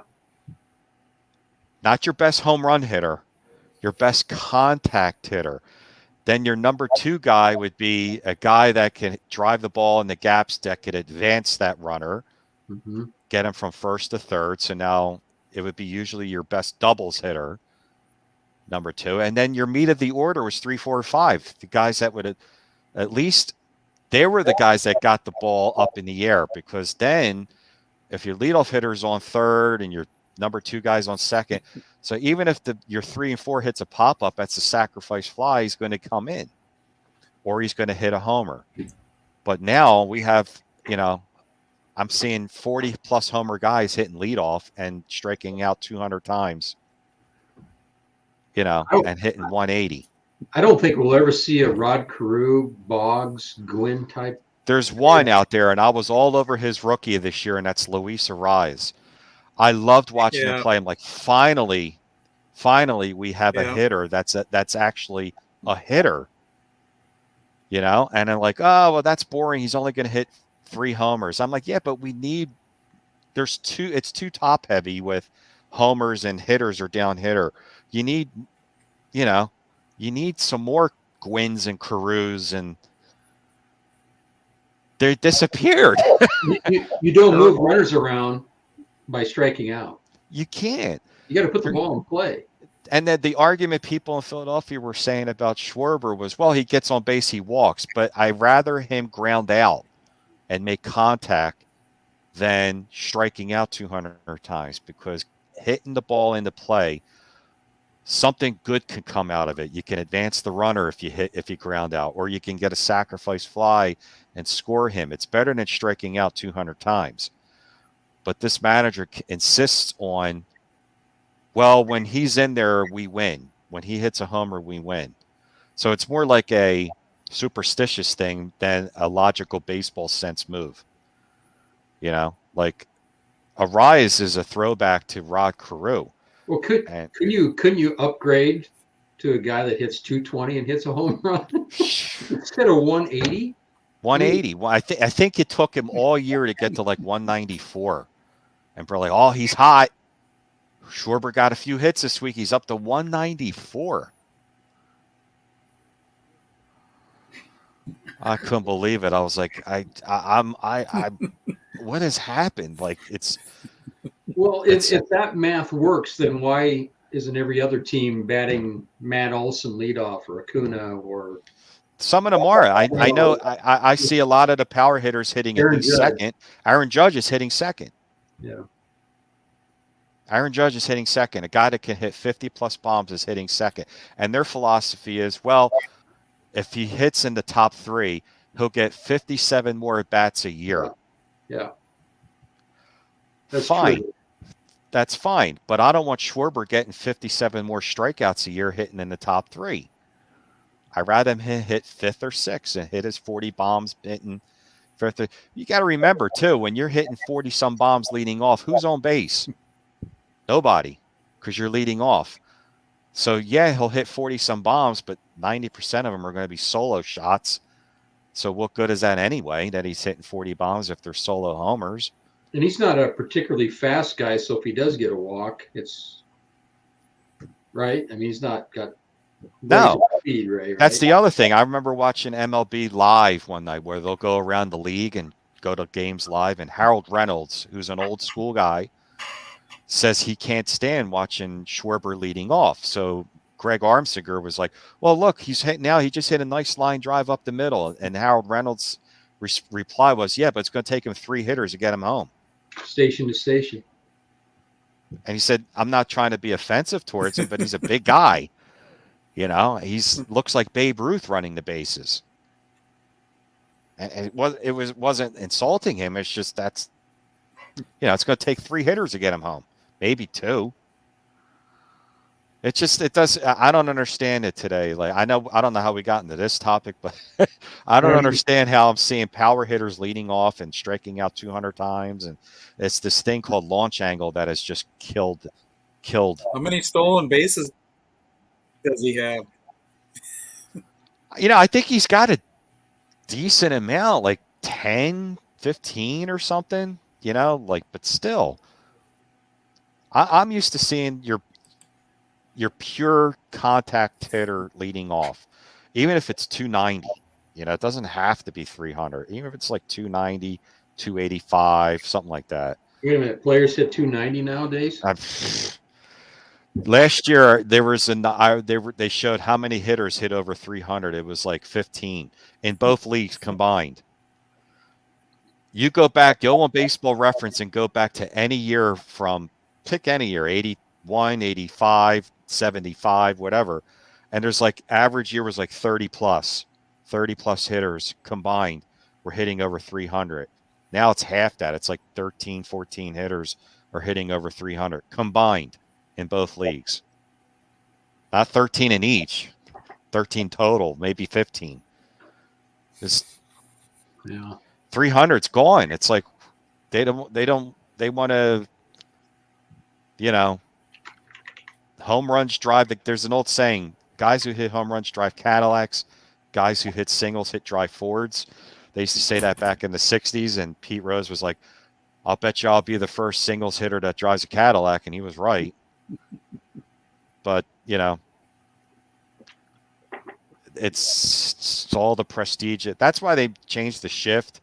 They got rid of the shift. They were trying because they know they were like, man, strikeouts are way up, averages are way down. We got to get more hits in the game. So they got rid of the shift, and it did do better, but not enough. I don't know what they made the bases bigger to bring steals back.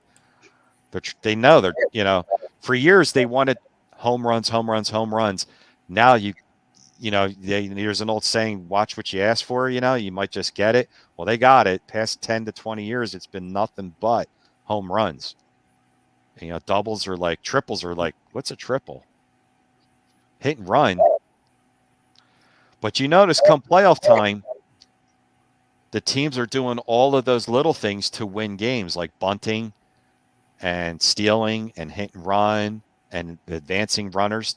Because when you got to win a game, you got to do those things to win a game.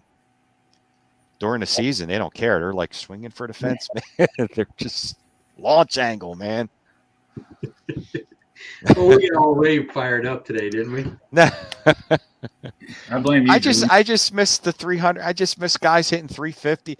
It was really nice watching a rise this year. I was like, I agree with you. 3 for 4 every night, 2 for 4, 3 for 4, singles, doubles, all over the field, hitting opposite field, spraying the ball. It was great. I was like, I love the home run too. Don't get me wrong.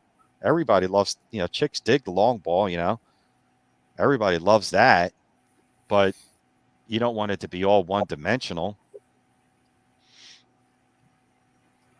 It's the strikeouts are bad. I'm curious what everybody's take is on the Oakland A's and them moving to. I hate it. Maybe they're moving back to Philadelphia one day. I would love that. Yeah. I would love that. If I got the Philly A's back, oh my God. Yeah. I would love that. Never We got to happened. keep the green and gold if they go back to Philadelphia. Can we work that out? God. I mean, my second team has always been the A's because of my grandfather being a Philadelphia A's fan, So Jimmy Fox was his favorite player, and he was a big Connie Mack fan. So it's a shame that Oakland's going to be losing that. But, I know the A's will be better now because they'll have more money coming in Vegas, definitely. There's more – they're definitely going to make more money there. I'm kind of curious, though. Is it really going to be a strong fan base? Or do you think it's just going to be more, hey, we're on vacation in Vegas, let's go catch a game. You're never going to have the same loyal fans like you did in Oakland.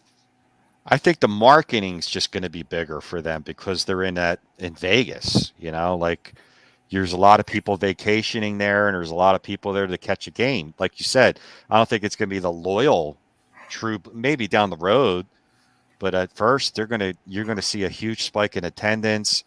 There's just people walking around. The thing is though, Vegas is really hot. I mean, they better have like a retractable zone because even Arizona has that. Like they'll fry if they have day games with that roof open. It's like 110. So I'm sure it'll have something like that. But I think marketing wise, I mean, the NHL, they've won the Stanley Cup once or twice. Now the A's are going there. I can only see nothing but good things happening to the A's, even though I feel bad for Oakland. It's hard for me, Ray, because I am an A's fan. I grew up. Me too. I mean, it's the guys Phillies in the '70s. Yeah, Jackson. I love those swinging A's teams. Are that was awesome. And so For me, I'm not. I don't know. That's when I first started watching baseball, was during the Burke Campaneris and Joe Rudy days, and they were awesome. Yeah, like I said, to me, it's always been the Phillies and the A's are the two teams that I always followed, and it's yeah, it sucks seeing them leaving that small town, and that stadium was really dilapidated. The Coliseum, Oakland Coliseum, Yeah. bad shape, but I know there's a lot of YouTubers from Oakland area, and I feel bad for them because Oakland lost. This is their third team they're losing in the past 2 years. Yeah, It's pretty significant. Raiders, the A's, and the They've Warriors. got a lot of money there too that could have saved them. Yeah, I think I heard a podcast a couple years ago about why they don't do well there. It's because the Giants and the A's are real close to each other, and the Giants share a bigger market. There's this certain area in there, the peninsula area. I can't remember what it's called, but there's a certain area in there that the A's have that bigger TV market area, so they're getting more influx of TV revenue and money and all that. So the Giants have always done better than the A's in the past like 30 years. So I would have liked to at least see them stay in California, maybe just move to a different part. I don't know, San Jose or something like that.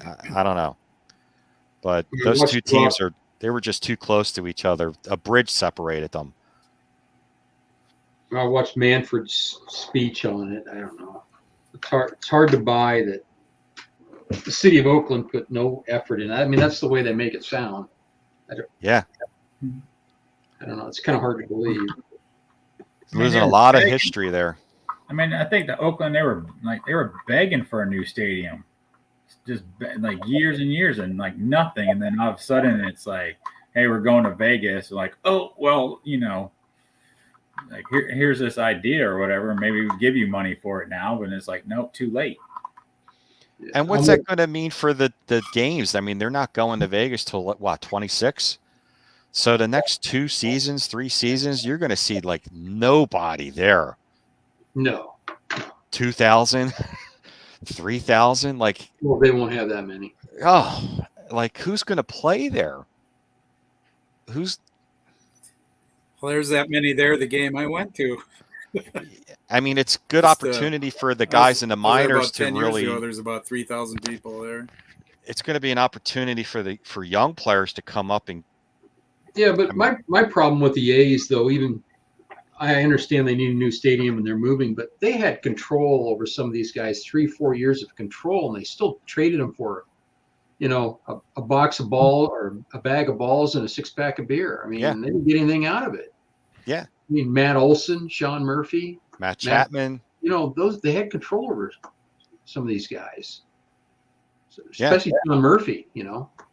They were like the Expos in the 90s. They were like the AAA team for everybody else. They would develop all this great talent like Chapman and Olson and, even back in the early 2000s when they had Mark Mulder and Tim Hudson, Barry Zito. Well, even the two catchers they traded were Jonah Heim and Murphy to the Sean Braves. Murphy. Think about that. Those are two Gold Glove catchers. Yes. Yeah. And then you would have had Matt Olson at first. You would have had Marcus Semien at second or shortstop. Marcus Semien, Matt Chapman. So I don't know. But they never get anything right. So yeah. Now you're getting my blood pressure up, Ray.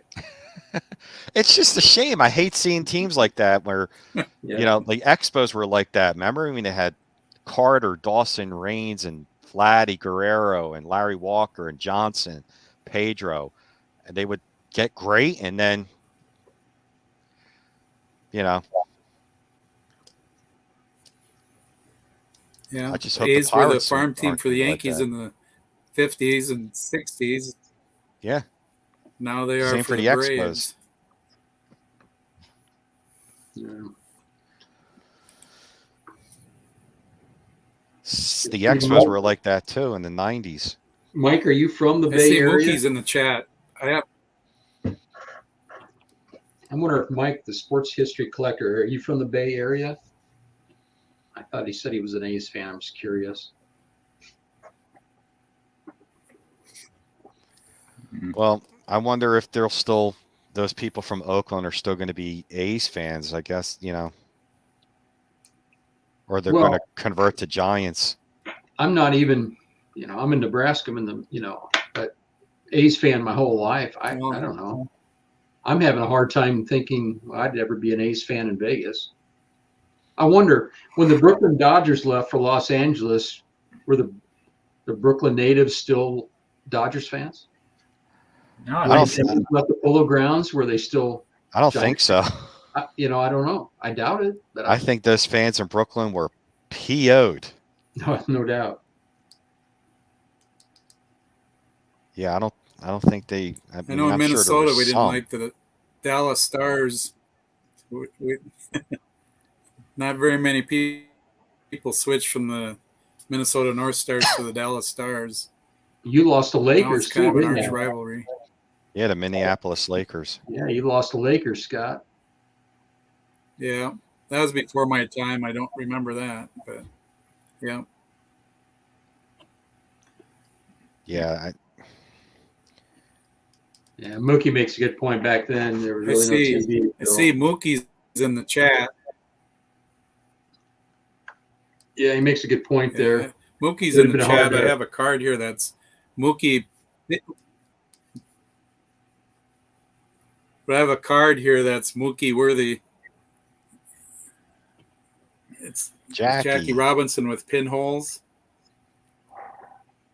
It's got pinholes in all four corners. Top and bottom.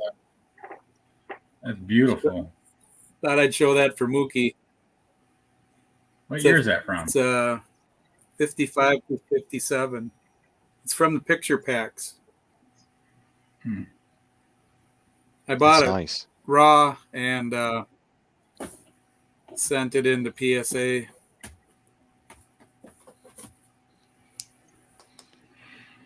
Did you guys know that when they created the Mets, they adopted the colors of both the Dodgers and the Giants? Yeah, the orange and the blue.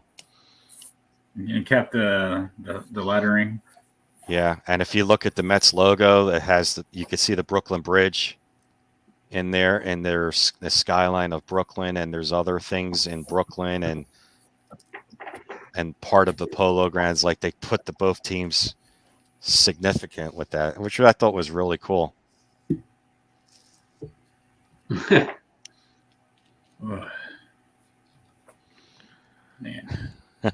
I'm getting tired. Yeah, me too. To pound the tacks through the slab, Mookie. Well, I'm gonna get going. On, but I think I'm gonna call it quits, guys. Yeah, me too. Tired. Well, thanks a lot, guys, for coming on and having me on. I appreciate it. Well, you're the one that set this up originally. Okay, thanks a lot. Ray, you're killing me. Thanks for coming on my chat that I didn't host, but that's cool. We got his blood pressure up. Thanks, Dave. Yeah. Thank you, guys. Scott, Glenn. I look forward to your interview with Bobby. Well, I'll let you know how it goes. Yeah, you better, because I'm going to text you every day to make sure it happened. I'm looking forward to that. Dave blocked my number the other day for a little while. Yeah. All right, fellas. I'll see y'all at the next game. All right. Take care, guys. Hey, Bye-bye. Thanks, guys.